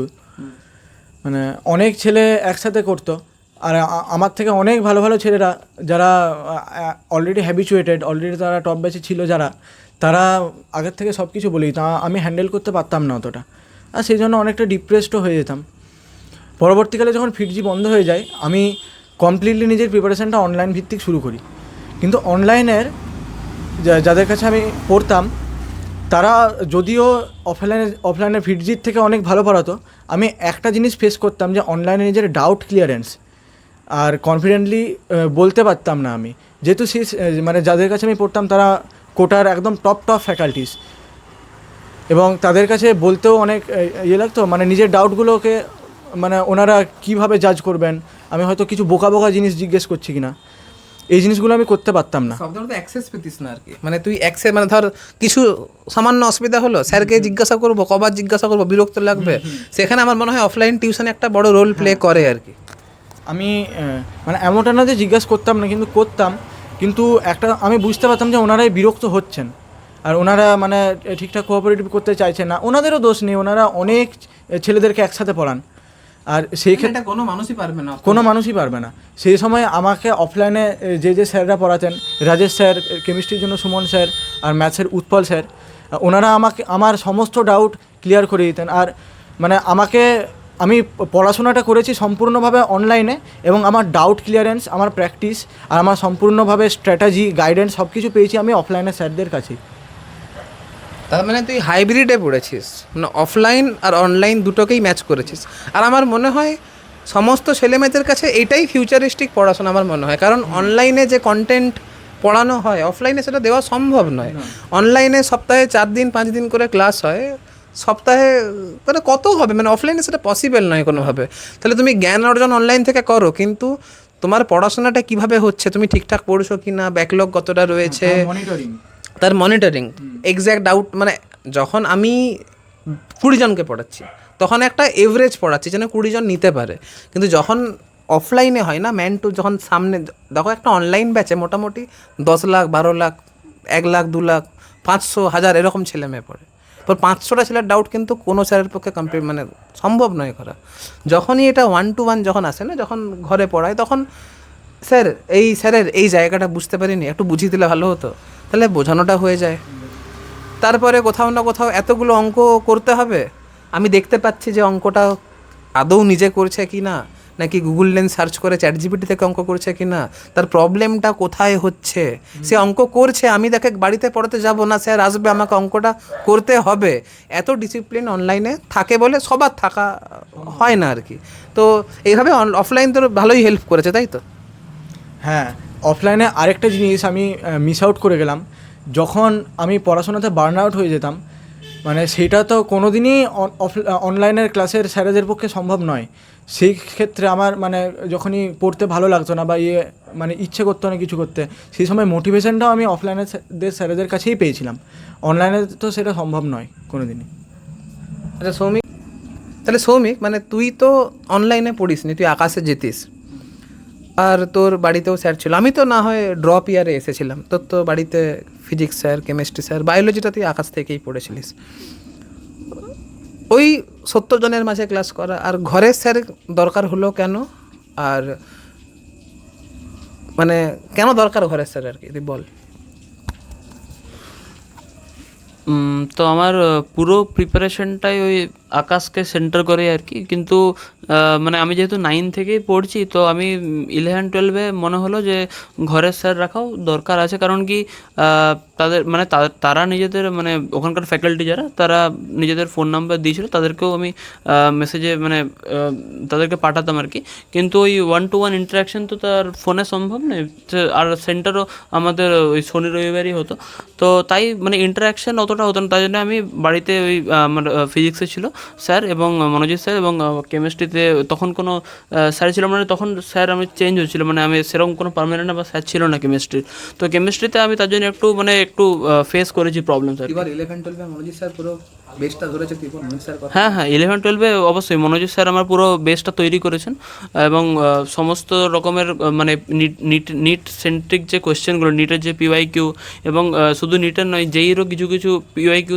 সিলেক্ট করে দিতেন, কারণ তখন তো আমাদের জানা ছিল না যে মানে নিটের যে ফিজিক্সের লেভেলটা সেটা হঠাৎ করে এত বেড়ে যাবে বা কিছু। আমরা ওই পিওয়াইকিউ বেসডই পড়তাম, যেমন সোজা সোজা কোয়েশ্চেন আসতো বা একটু মডারেট লেভেলের কোশ্চেন সেরকম স্যার করাতেন, এবং সেটাতে আমাদের অনেকটাই হেল্প হয়েছিল, কারণ কি আকাশের ওই মক টেস্টগুলো থেকে আমরা নিজেদের আসলে এভালুয়েট করতে পারতাম যে আমরা কতটা এগিয়ে আছি বা অন্য ক্যান্ডিডেটের তুলনায় কতটা পিছিয়ে আছি, সেটা আর কি। তো এরমভাবে মানে তার জন্য বাড়ির স্যাররাও অনেকটাই হেল্প করেছেন। এবং বায়োলজি আমি পুরোটা আকাশে বুঝতে পারতাম না সত্যি কথা, কারণ আকাশে বায়োলজি সত্যি একটু মানে এক্সট্রা পড়ানো হয়, যেটা খুব একটা দরকারও নেই, সেরকমও পড়ানো হয়, তো সেটা যদি কেউ চাই যে মনে রাখবো না সেটা রাখতে পারে, না রাখতেই পারে, মানে যদি কেউ চাই যে ওই এক্সট্রা জিনিসটা মনে রাখবো না, তাহলে সে শুধুমাত্র এনসিআরটি পড়ুক, কোনো অসুবিধা নেই। ওটা আর কি তারা করিয়ে রাখে যাতে মানে যারা এমস পাওয়ার ক্যান্ডিডেট তারাও যাতে কিছু নাম্বারের জন্য ছিটকে না যায়, এরকম আর কি। তো ওই শুধু জাস্ট মানে এক্সট্রা কিছু কোশ্চেনের জন্য তারা ওটা পড়ে আর কি, তো পুরোটা এনসিআরটি পড়লেই হবে, এবং এনসিআরটির পুরো লাইন বাই লাইন পড়তে হবে, যেটা আমার ফার্স্ট অ্যাটেম্পটে তো হয়নি, কিন্তু যখন ড্রপ দিয়েছিলাম তখন এনসিআরটি আমার প্রত্যেকটা লাইনে একদম মুখস্থ ছিল, এবং সেটা আমি তখন দেখলাম যে আমার মক টেস্টে ড্রপ ইয়ারে আমার বায়োলজির যে অ্যাভারেজ মার্কস ছিল সেটা অনেক বেশি ছিল অ্যাজ কম্পেয়ার টু দ্য মানে যেভাবে আমার ফ্রেশার্স ছিলাম। তার মানে তুই বলছিস যে অফলাইনের স্যাররা যথেষ্ট হেল্প হয়েছে তোর আর কি। তা বলে এমনটাও তো নয় যারা শুধু মানে আকাশ এলেন বড় কথা নয়, মানে যে কোনো অফলাইনে শুধু ওইখানেই যা হচ্ছে হয়ে যাচ্ছে, মানে মোটামুটি একটা ভালো রকমের হেল্প পাওয়া যায়। তাহলে এরকমও ছেলে থাকে যারা শুধুমাত্র কোচিং নিয়ে পায়, আবার এরকমও ছেলে থাকে যে ঘরে পড়েও পায়, এক্সাম্পল বসে আছে এরা, তো মানে মোটামুটি তোকে হেল্প পেলে থাকলে ভালো হয় আর কি। আচ্ছা রূপম, তুই তো 1 বছরেই মানে মোটামুটি অনলাইনে ভালোই রকম অনলাইনে পড়েছিস আর কি। অফলাইন তোর কি মানে, তুই তো কেমিস্ট্রি টিউশন পড়তিস না অফলাইনে, উচ্চ মাধ্যমিক পর্যন্ত যদি যথেষ্ট ভালো কেমিস্ট্রিতে ছিলিস, তোর বন্ধুরা বলেছে, তোর স্যার আমাকে বলেছে, তো শুধুমাত্র ফিজিক্সটা তোর অফলাইনে গাইডেন্স ছিল, মানে গাইডেন্সটা দরকার কি তোর কি মনে হয় এই বিষয়ে, মানে অফলাইনটা অনলাইনের পাশাপাশি কতটা হেল্পফুল বলে তোর মনে হয়, বল একটু। গাইডেন্সটা অ্যাকচুয়ালি মানে যেটা আপনি বলছেন যে গাইডেন্স প্রয়োজন ছিল কি ছিল না ফিজিক্সে, সেটা অ্যাকচুয়ালি আমি মানে ফিজিক্স সাবজেক্টটা পড়তে গিয়ে বুঝি নাই, যেখানে আমার গাইডেন্স ছিল না, মানে কেমিস্ট্রিটা নিটের মানে ফিল্ডে আসার পরে আমি হচ্ছে যে ওইখানটাতে বুঝতে পেরেছি গাইডেন্সের ইম্পর্টেন্সটা কী। ধরুন মানে আমি যেহেতু পুরোটাই অনলাইনে পড়েছি, ওখানে ডাউট ইঞ্জিন আরে থাকে, কিন্তু আপনি যে অ্যান্সারটা ওর কাছে চাইছেন সেটা ও অনেক সময় প্রোভাইড করতে পারে না। তাই জন্য মানে আপনার ধরুন কোনো অ্যাবসার্ড ডাউটটি হলো, থিওরিটিক্যাল ডাউটটি হলো, সেটা আপনি যাতে কাউকে জিজ্ঞাসা করতে পারেন, কোনো এক্সপিরিয়েন্স পারসন, সেটা পাশে থাকা দরকার। আর আপনি যেটা আমাকে সুবিধা মানে যেটা আমার সুবিধা হয়েছে আর কি, যে আমি হচ্ছে যে অনেক সময় রিপিটেটিভ কনসেপ্টের কোয়েশ্চেনও আপনাকে জিজ্ঞাসা করেছি, আপনি বিরক্ত হননি, আপনি ওগুলো দেখিয়ে দিয়েছেন, তাই জন্য আমার মানে মাল্টিপল টাইম ওই সেম জিনিসটাই দেখা হয়েছে আর কি, যাতে আমি ওটা মনে রাখতে পারি। মানে এখানে আমার কথা হচ্ছে না মানে অফলাইনটা কেন দরকার, প্রশ্নটা হচ্ছে এটা। মানে এই যে আসবি যাবো স্যারের কাছে, আমাকে করে যেতে হবে, অনলাইনে পড়লে কি হয় মানে করে নেবো, পরে করে নেবো, লেকচার দেখছি হয়ে যাবে। অনেকে ভাবে লেকচার দেখা মানেই পড়াশোনা করে নেওয়া, লেকচারটা তো টিউশন। অনেকে দেখেছি লেকচার দেখে তারা খাতায় নোটস পর্যন্ত বানায় না, মুভি দেখাচ্ছে, মানে মুভি দেখার মতো শুয়ে শুয়ে দেখে নিল আর কি। তো এইখানে অফলাইন কি কোনো রোল প্লে করে, তোর কি মনে হয় আর কি? অফলাইন রোল প্লে করে মানে আপনি এক্স্যাক্টলি আমায় কি জিজ্ঞাসা করতে চাইছেন? মানে আমি বলতে চাইছি যে ধর যারা আছে না শুধু লেকচারই দেখে নিচ্ছে, ভাবছে হয়ে যাচ্ছে, এত ছেলে মানে মোটামুটি অনলাইনে সাবস্ক্রিপশন এত ছেলে নিয়েছে। ল্যাক অফ সুপারভিশন যেটা। হ্যাঁ হ্যাঁ, বল। যে শুধু লেকচার দেখলেই তো হবে না, যে কোশ্চেন যখন প্র্যাকটিস করব ওই কোশ্চেনে কোন সূত্রটা আমার লাগবে সেটাও বুঝতে হবে। আর আমি কোশ্চেন প্র্যাকটিসের সময় কোনখানটা ল্যাগ করছি, আমার কোনখানটা অসুবিধা হচ্ছে, সেগুলো দেখার জন্য একজন গাইডেন্সের দরকার আছে। অনলাইনে তো সেটা কেউ দেখতে পাচ্ছে না, আমি কোথায় ল্যাগ করছি, আমার কোথায় অসুবিধা হচ্ছে, আমি কখন মনোবল হারিয়ে ফেলছি, আমি কখন পরীক্ষায় আমার কখন কম নাম্বার আসে, এইগুলো সেটার জন্য আমার মনে হয় অফলাইন গাইডেন্স খুবই হেল্প করেছে আমাকে। না, আমি ম্যাক্সিমাম ছেলে মেয়েদের দেখেছি সাবস্ক্রিপশান সবার নেওয়া আছে, কারণ খুব অল্প টাকায় হয় সেটা। এখন ঘটনা হচ্ছে আছে ব্যাকলগের ঝুড়িতে, মানে ব্যাকলগ ক্লিয়ার করতে করতে বছর শেষ। ব্যাকলগের যে কত বড় রোল আছে সেটা সৌমাল্য বলবে একটু। অনলাইন ক্লাসের একটি সমস্যা হচ্ছে, যেহেতু আমাকে দেখবার মতো কেউ নেই যে আমি কি করছি না করছি, অর্ধেকের বেশি ক্লাস সেই সময় ব্যাকলগেই কেটে যাবে। আমি কোনো ক্লাস হয়তো কারোর জন্মদিন বা আজকে করতে ভাল লাগছে না, বা আজকে শরীরটা একটু খারাপ, সেই সময় অর্ধেকের বেশি ক্লাস এইভাবেই মিস হয়ে যাবে অনলাইনে। আর সেই ব্যাকলগ ক্লিয়ার করতে করতে অর্ধেকের বেশি সময় কেটে যাবে। আর এক এক সময় মাসের পর মাস কোনো একটা ভিডিও পড়েই থাকবে, সেটা দেখাই হবে না। আর সেই ভিডিওটা দেখে তার নোটস লিখে নিলেও এমনটা নয় যে আমার সব কিছু হয়ে যাবে, তাকে বারবার রিভিশন করতে হবে, তার রিলেটেড কোশ্চেন প্র্যাকটিস করতে হবে। তো এই পুরো প্রসেসটা কে মনিটর করছেন? একজন অফলাইন স্যার। এটি খুবই essential for any competitive exams like JEE and NEET. এবং অফলাইন ক্লাসের এটা একটা বিশালই বড় গুরুত্ব, যে তারা নিজেরাই বলতো যে এইটা তোমার ব্যাকলগ হয়ে আছে। আপনি নিজেই আমাকে বলতেন এটা তোর ব্যাকলগ হয়ে আছে, থার্মোডাইনামিক্স ব্যাকলগ হয়ে আছে, এটাকে ক্লিয়ার করতে হবে। বা তুই নোটস লিখে নিয়েছিস, খাতায় তো সুন্দর খাতা পড়িয়ে আমি কী করব? আমার তো কোশ্চেন প্র্যাকটিস করতে হবে, আমাকে তো কনসেপ্টটা মাথায় বসাতে হবে। এইটা যখনই কেউ মানে থাকবে পাশে, সে গাইড করবে। এই জন্যেই বেসিক্যালি মানে আরও বেশি করে অফলাইন গাইডেন্সটা দরকার। এবং যারা মনে করেন যে আমি শুধুই অনলাইনে করে পেয়ে যাব, মানে এটা সম্ভব নয় এটা বলবো না, কিন্তু করা খুব কঠিন, খুব রিস্কি। মানে যদি কেউ করে সে বোকামিই করবে, অন্য কিচ্ছু না। এবারে গেল ব্যাকলগের ব্যাপারটা। অনেকে ভাবে লেকচার দেখলাম মানে কনসেপ্ট রেডি। একটা স্যার যখন একটা লেকচার শ্যুট করে, তার এত বছরের এক্সপিরিয়েন্স রয়েছে, কন্টেন্ট আগে থেকে রেডি থাকে।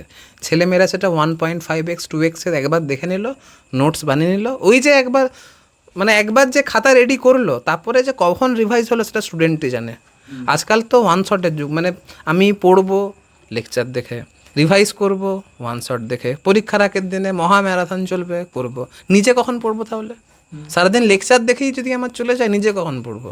আমার মনে হয় অফলাইন কিন্তু প্র্যাকটিস করার একটা পুশ প্রোভাইড করে, যেটা স্যাররা ভালো বুঝবে। আমি জানি এই ফিজিক্সের কোন জায়গায় দুর্বল, আমি জানি এ কোথায় দুর্বল, ওর কেমিস্ট্রি স্যার জানে ওর কেমিস্ট্রির কোন জায়গায় প্রবলেম তৈরি হয়, যেটা আকাশের স্যার জানেন। মানে যাই হোক, মানে আকাশ মানে কোনো ইনস্টিটিউশন বড় কথা নয়, যেটা জানে না আর কি। মানে আজকে আমি যদি 80 জনের মাঝখানে পড়াতাম, আমি জানতাম না ওর প্রবলেমটা কোথায় হতো আর কি, সম্ভব নয়। তাহলে আমার কোথাও না কোথাও মনে হয় হাইব্রিড পদ্ধতিটা বেস্ট পদ্ধতি। কন্টেন্ট নাও অনলাইনে, আবার তোমার স্যারের যদি লেকচার থাকে তাহলে তো আমার মনে হয় সোনায় সোহাগা ব্যাপার। কি এখানে কি মনে হয় তো? হ্যাঁ, স্যারের লেকচার দেখলে এটাই সুবিধা হয়, স্যার ওখানেও একই রকম। আর মানে অনেকের বোঝানোর ধরন তো আলাদা হয়, ইনি একরকমভাবে বোঝাচ্ছেন, উনি একরকমভাবে বোঝাচ্ছেন। একটা এমসিকিউ ইনি একটা পদ্ধতিতে বলছেন, উনি একটা পদ্ধতিতে বলছেন, তো সেটা অনেকটা সুবিধা হয়। ওনারই যদি আমি লেকচার দেখি, ওনার কাছে আবার ডাউট ক্লিয়ার করি, ওটা অনেকটা সুবিধা হয়ে যায়।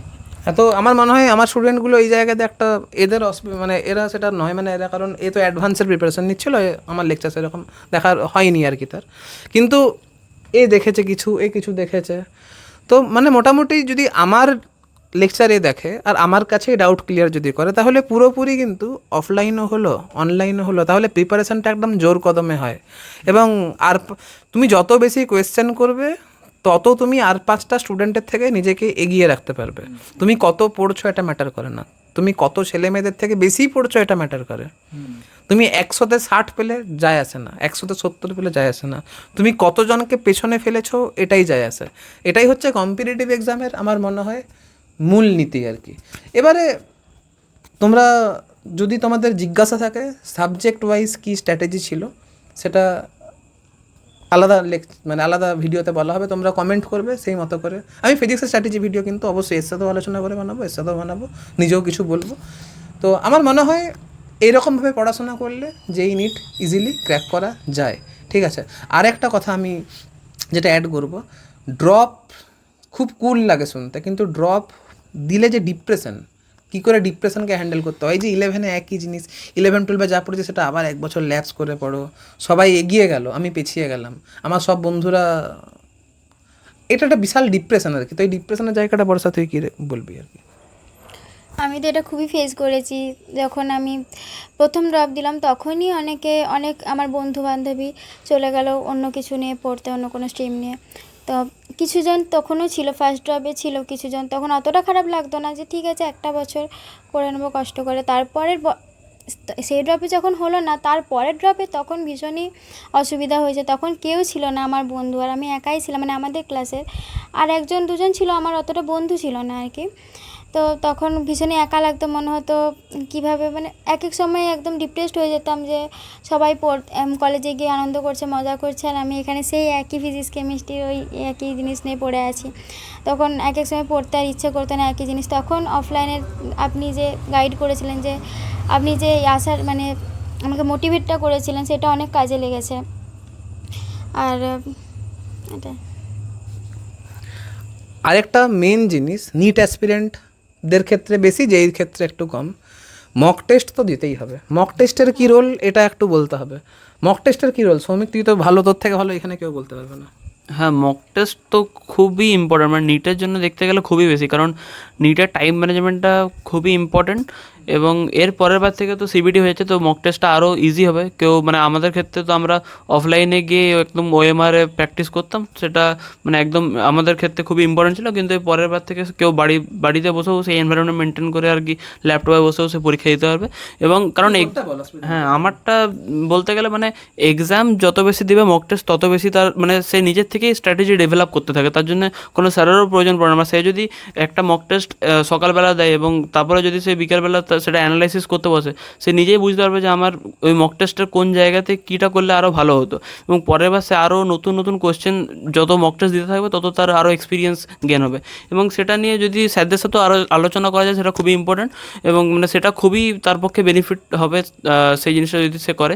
এবং এটা ছাড়া মক টেস্টে হেল্প করেছে বিশেষ করে বায়োলজি, কারণ আমার এত বেশি কোশ্চেন করা হয়ে গেছিলো যে নিটে মানে বায়োলজি আমি যা কোশ্চেন আকাশে করেছিলাম তার বাইরে থেকে কিছু আসেই নি এমনটা। আর কেমিস্ট্রিতেও অনেকটা হেল্প পেয়েছিলাম এবং ফিজিক্সেও, সব কিছুতে মানে মক টেস্ট খুবই ইম্পর্টেন্ট আমার মানে রোল প্লে করেছে। তোর আকাশের ওই স্টার ব্যাচে যে তুই প্রতি একদিন ছাড়া ছাড়া পরীক্ষা দিতিস, সেটা কত বড় রোল ছিল সেটা একটু বলে। মক টেস্ট সবাই তো স্টার ব্যাচে চান্স পাবে না, তো মক টেস্ট কতটা ইম্পর্টেন্ট সেটা একটু তুই বল ভালো করে। না, স্টার ব্যাচে চান্স পাওয়াটা সত্যি একটা খুবই মানে বেনিফিট হয়েছে, কারণ আমি তখন 1 মাস মানে পুরোপুরি বাঁকুড়াতে শিফট হয়ে গিয়েছিলাম। নিটের জাস্ট 3rd মে যখন নিট প্রথমবার যেটা হয়েছিল, তো তার 1 মাস আগের থেকে আমি ওই 1 মাসের মধ্যে আমাদের 42টা পরীক্ষা ছিল। মানে ওটা আমাদের বাড়িতেও করতে যেত অ্যাসাইনমেন্ট, এবং ওখানেও একদিন ছাড়াই পরীক্ষা থাকতো। তো ওটা খুবই হেল্প করতো, কারণ কি এক্সাম আমাদের থাকতো 2টো থেকে 5টা যেমন নিট হয়, এবং তারপরে 5টার থেকে 7টা পর্যন্ত আমাদের ডাউট ক্লিয়ারিং ওখানেই বসে হতো। তো যার যে সাবজেক্টে ডাউট থাকতো স্যাররা অ্যাভেলেবেল থাকতো, তাদের সাথেই তারা সেই দিনের ডাউটটা সেই দিনেই ক্লিয়ার করে আবার বাড়ি যেত, আবার প্র্যাকটিস করতো। তারপর একদিন ছাড়া সে পুরো প্রিপেয়ার করে আবার মক টেস্ট দিত। তো এই মানে 42 দিন যে পরীক্ষা, মানে 42টা যে পরীক্ষা, তো 42 × 180 মানে অনেকগুলো কোশ্চেন আমাদের একসাথে প্রিপেয়ার হয়েছে। এবং ওই কোশ্চেনগুলো যে কনসেপ্টের উপর বেসড করে, সেটা আমাদের আবার স্যাররা ওই দিনে যেদিন ডাউট ক্লিয়ারিং হতো সেই কনসেপ্টটা একবার করে রিভাইজ করে দিত। এবং মানে এটা খুবই ইম্পর্ট্যান্ট একটা রোল প্লে করেছে আর কি। এবারে রূপমকেও জিজ্ঞাসা, বর্ষা ভালো বলতে পারবি, মক টেস্টে কম নাম্বার পেলে যে ডিপ্রেশন আসে, এটা তো সব থেকে বড় চ্যালেঞ্জিং জায়গা। মক টেস্টে নাম্বার কম আসছে, নিট হবে না, কি হবে আমার দ্বারায়, এটা তো তুই তোর থেকে ভালো মনে হয় না বলতে পারবে, একটু বল। মক টেস্টে যখনই কম নাম্বার আসতো তখন আমার মনে হতো যে আমি আমার যে সোর্স ছিল পড়া সেটাকে আমি ডাউট করতে শুরু করি, যে আমার হয়তো আরও সোর্স দরকার আছে, আমি কোয়েশ্চেনগুলো পারছি না কেন, আমাকে এগুলো পড়ানো হয়নি হয়তো সেই জন্য আমি পারছি না। তো তখন আপনি সাহায্য করেছিলেন যে তুই এগুলো আরও ভালো করে পড়, তাহলে ওটা মানে কিছুটা ঠিক হবে। তো আমি আবার ওগুলোকে নতুন করে ডিপ্রেশন কি করে হ্যান্ডেল করলি? মক টেস্টে কম পেলে পাবো না, এই যে ভয়, না পেলে আমার কি হয়ে যাবে? ওটা তো বলতে পারবো না এখন।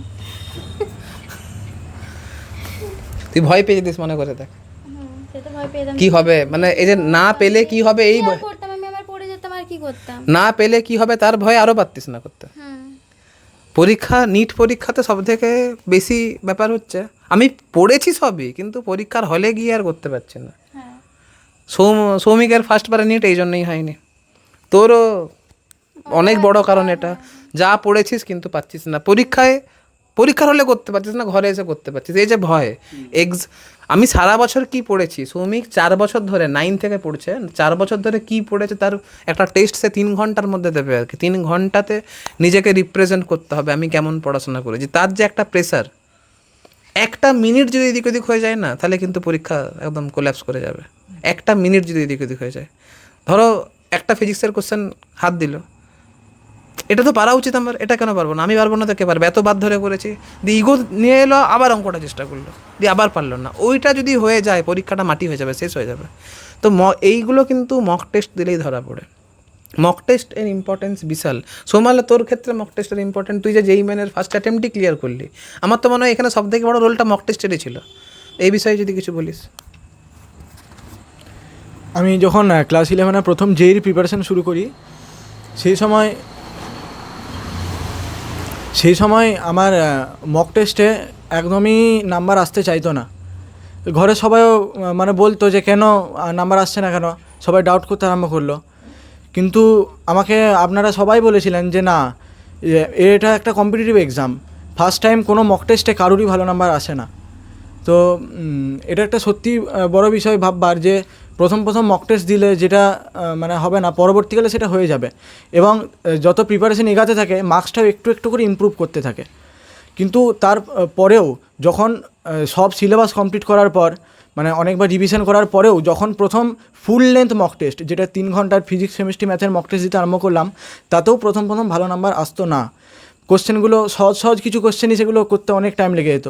আর আরেকটা বিষয় কি, আমাদের জেইতে যে মানে কম কোশ্চেন থাকে আর কোশ্চেন কঠিনও থাকে, ওই জন্য অনেক সময় স্পিডটা প্রথম দিকে ম্যাটার করে না, স্পিড আস্তে আস্তে তৈরি হয়। আর আমি টাইমেও পেপার কমপ্লিট করতে পারতাম না। আর ডিসেম্বর মাসটা, মানে জানুয়ারি অ্যাটেম্পটের আগে ডিসেম্বর মাসটা এবং জানুয়ারি মাসের প্রথম দিকটাও মানে কখন মানে মক টেস্ট দিতে দিতে তার অ্যানালাইজ করতে করতে কখন সকাল থেকে রাত হয়ে যেত, রাত থেকে সকাল হয়ে যেত, বুঝতেই পারতাম না। স্যাররা আসতেন, মানে বোঝাতেন, কিছু চলে যেতেন। মানে আমার মানে মক টেস্ট করতে করতে মানে এক এক সময় এত ডাউট থাকতো, স্যারেদেরই ব্যাকলগ হয়ে যেত, যে তারা মানে ওই 2 ঘন্টা টাইমের মধ্যে সব কিছু কমপ্লিট করতে পারছেন না। সেটা তো বলতেন, মানে আপনিও বলেছেন, বাকিরাও, সুমন স্যার, উৎপল স্যারও বলতো সব কোশ্চেন করলে সে AR1 হয়ে যাবে। AR1-এও সব কোশ্চেন করতে পারে না, সব কোশ্চেন দেখার দরকারই নেই। মক টেস্টের মূল যেটা মোটিভ, সেটা হচ্ছে ছেলেকে মানে যে কোনো অ্যাসপিরেন্টকে পরীক্ষার এনভায়রনমেন্টের সঙ্গে হ্যাবিচুয়েট করা। আর মানে বিশেষ করে যেটা মানে পরীক্ষার হলে গিয়ে আমি এখন যা ভুল করে নিচ্ছি, সেই ভুলগুলো যেন পরীক্ষার হলে গিয়ে রিপিট না করি, এইটা হচ্ছে অ্যাকচুয়াল কারণ। এবং এইটাকে আমি মানে যত মক টেস্ট দিয়েছিলাম আস্তে আস্তে ওভারকাম করেছি, আর যার ফলে আমার ফার্স্ট অ্যাটেম্পটেই লেগে গেছিলো। তুই তো যেই পরীক্ষা দেওয়ার 1 সপ্তাহ আগেই কনফিডেন্স চলে এসেছিল যে যেই মেনটা হয়ে যাবে, এর কারণটা তো মক টেস্টই ছিল। একদম মক টেস্ট প্রথম 10টার মতো পরীক্ষাতে তোর কনফিডেন্স খুবই ডাউন ছিল, কিন্তু তারপরে যে আস্তে আস্তে কনফিডেন্সটা বাড়লো, এটা কি লেকচার থেকে কনফিডেন্স বাড়ানো সম্ভব নাকি মক টেস্ট দিয়েই বাড়ানো সম্ভব? প্রথম মক টেস্টে আমার এখনও মনে আছে, আমি মানে 300-র মধ্যে আমি 35 পেয়েছিলাম। আমি অ্যাডভান্সের প্রিপারেশন করে, মানে এতদিন ধরে খেটে মানে মাত্র 35 পেয়েছিলাম। এর থেকে মানে লজ্জাজনক আর কী হতে পারে। আস্তে আস্তে নাম্বারটা বাড়লো, এবং মানে পরীক্ষায় ভালো রেজাল্ট হলোই, যত আমি মানে মক টেস্ট দিয়েছি এর ফলেই। মানে আমি যতই পড়ি আমি যতই রিভিশন করি, যতই আমি ওয়ান শট দেখে আবার রিভিশন করি, আর মানে ওয়ান শট তো মানে একদমই যখন আমি এমার্জেন্সিতে পড়ে এবং সিলেবাস কমপ্লিট হবে না তখনই যদি কেউ ভাবে যে আমি রিভিশনের জন্য ওয়ান শট দেখবো, সেটা খুবই বোকামি। এবং আমার রিভিশনের স্ট্র্যাটেজি একটু অন্যরকম। আমি নিজের নোটস বানিয়েও প্রথম দিকে নোটস পড়লেও আমি সেই নোটস দেখে রিভিশন করিনি। আমি উইদিন মক টেস্টই টাইমের বন্ডেজটা না রেখে আমি রিভিশন করেছিলাম, যেভাবে আপনি আমাকে শিখিয়ে দিয়েছিলেন যে জিনিসটা। এবং ওইভাবেই আমি কোশ্চেনের থ্রু দিয়ে নতুন নতুন কোশ্চেন্স এবং যেগুলো এক্সাম ওরিয়েন্টেড কোশ্চেন্স, যেগুলো ইম্পর্ট্যান্ট চ্যাপ্টার্স থেকে যে কোশ্চেনগুলো, সেই কোশ্চেনগুলো বেশি বেশি করে আর মানে যেই মেন্সের পেপার দিয়েই আমি যেভাবে রিভিশন করেছিলাম, আস্তে আস্তে আমি পুরো পেপারের উপর পেপারটা আমার মুখস্থ হতে গেল। আমি মানে বুঝতে পারলাম যে আমি কী ধরবো আগে, আমার কী করা উচিত, আর কনফিডেন্সটাও অনেক বেড়েছে আস্তে আস্তে। এবং আমি অবশ্যই এটা বলবো যে মানে নিজের খাতার থেকেও বা মানে আমি যতদূর জানি জেইর জন্য নিজের খাতার থেকেও বা ওয়ান শট দেখে রিভিশন করার থেকে যদি কেউ মানে মক টেস্টের থ্রু দিয়ে রিভিশন করতে পারে, কোশ্চেনের থ্রু দিয়ে রিভিশন করতে পারে, সেটা আরও অনেক লং টার্মের জন্য বেনিফিশিয়াল। বেশিরভাগ ছেলেমেয়েরা মক টেস্ট দিতে এই কারণে চায় না, নাম্বার কম পাচ্ছে, নিজের ভয়টাকে ওভারকাম করতে পারে না। কিন্তু ওই ভয়টাকে যদি ওভারকাম করা যায় আর রেগুলার যদি মক টেস্ট দেওয়া যায়, তাহলে আমার মনে হয় নাম্বার কিন্তু এভাবেই বাড়বে, টাইম ম্যানেজমেন্ট কিন্তু এভাবেই হবে। আর কেউ যদি অফলাইন টিউশন, যে অফলাইন গাইডেন্স না থাকে আর ভাবে ওই লেকচার দেখে দেখে, আমার মনে হয় কোথাও না কোথাও প্রবলেম্যাটিক। এমনটা তো নয় ছেলেমেয়েরা পাচ্ছে না, আমাদের বিষ্ণুপুরেরই একটা ছেলে, ও তো পিওর অনলাইন থেকেই পেয়েছে, কিন্তু এই সংখ্যাটা খুবই কম। আমি সাধারণ ছেলেমেয়েদের কথা বলছি। যদি আমার পক্ষে পসিবল হয় আরিয়ানকে ডেকেও আমি জিজ্ঞাসা করবো যে কী করে পড়তিস, কী করে এগুলো হ্যান্ডেল করতিস, কিন্তু আমার মনে হয় এইগুলো বিশাল বড় রোল প্লে করে। বর্ষা, তোর জার্নিটা তো কম থেকেই শুরু হয়েছিল, তখন কেমন মনে হয়েছিল যে পারবো না? তখন তো আমার খুবই ডিপ্রেশনে চলে গেছিলাম যে হবে না বোধহয় আমার দ্বারা, এত কম নাম্বার আসছে, কিভাবে হবে। তখন আস্তে আস্তে আস্তে আস্তে রিভিশন করতে করতে আরও ভালো করে আরও বেশি বেশি মক টেস্ট দিতে দিতে ওগুলো ঠিক হয়েছে। রূপম, তুই মক টেস্টের ব্যাপারে কিছু বলতে চাস? মক টেস্টে তোর কেমন এক্সপিরিয়েন্স ছিল? না প্রথমে দিকে নাম্বার কি ভালোই আসতো? না, প্রথমের দিকে নাম্বারটা খুবই কম ছিল, মানে 300, লোয়ার 300 আর কি ওরকম টাইপসেরই ছিল। তো মক টেস্ট দিতে দিতে ওটা 400 হলো, তারপর 500তেই মানে 550 থেকে 590-এর মধ্যে গ্যাপটাতে আমার বেশি টাইমটা গেছে আর কি। আর মানে ওই মক টেস্টটা হচ্ছে যে কী বলবো, মানে ওটা প্রিপারেশনের একটা ইন্টিগ্রেটেড পার্ট আর কি। মানে ওটা আপনাকে যে শুধু আপনার এনভায়রনমেন্টের সাথে পরিচয় করাচ্ছে সেটা নয়, মানে ওটা আপনাকে মানে কোয়েশ্চেন প্র্যাকটিসও করাচ্ছে, কোয়েশ্চেনটা সেইখানে কীভাবে হ্যান্ডেল করতে হবে সেটাও দেখাচ্ছে।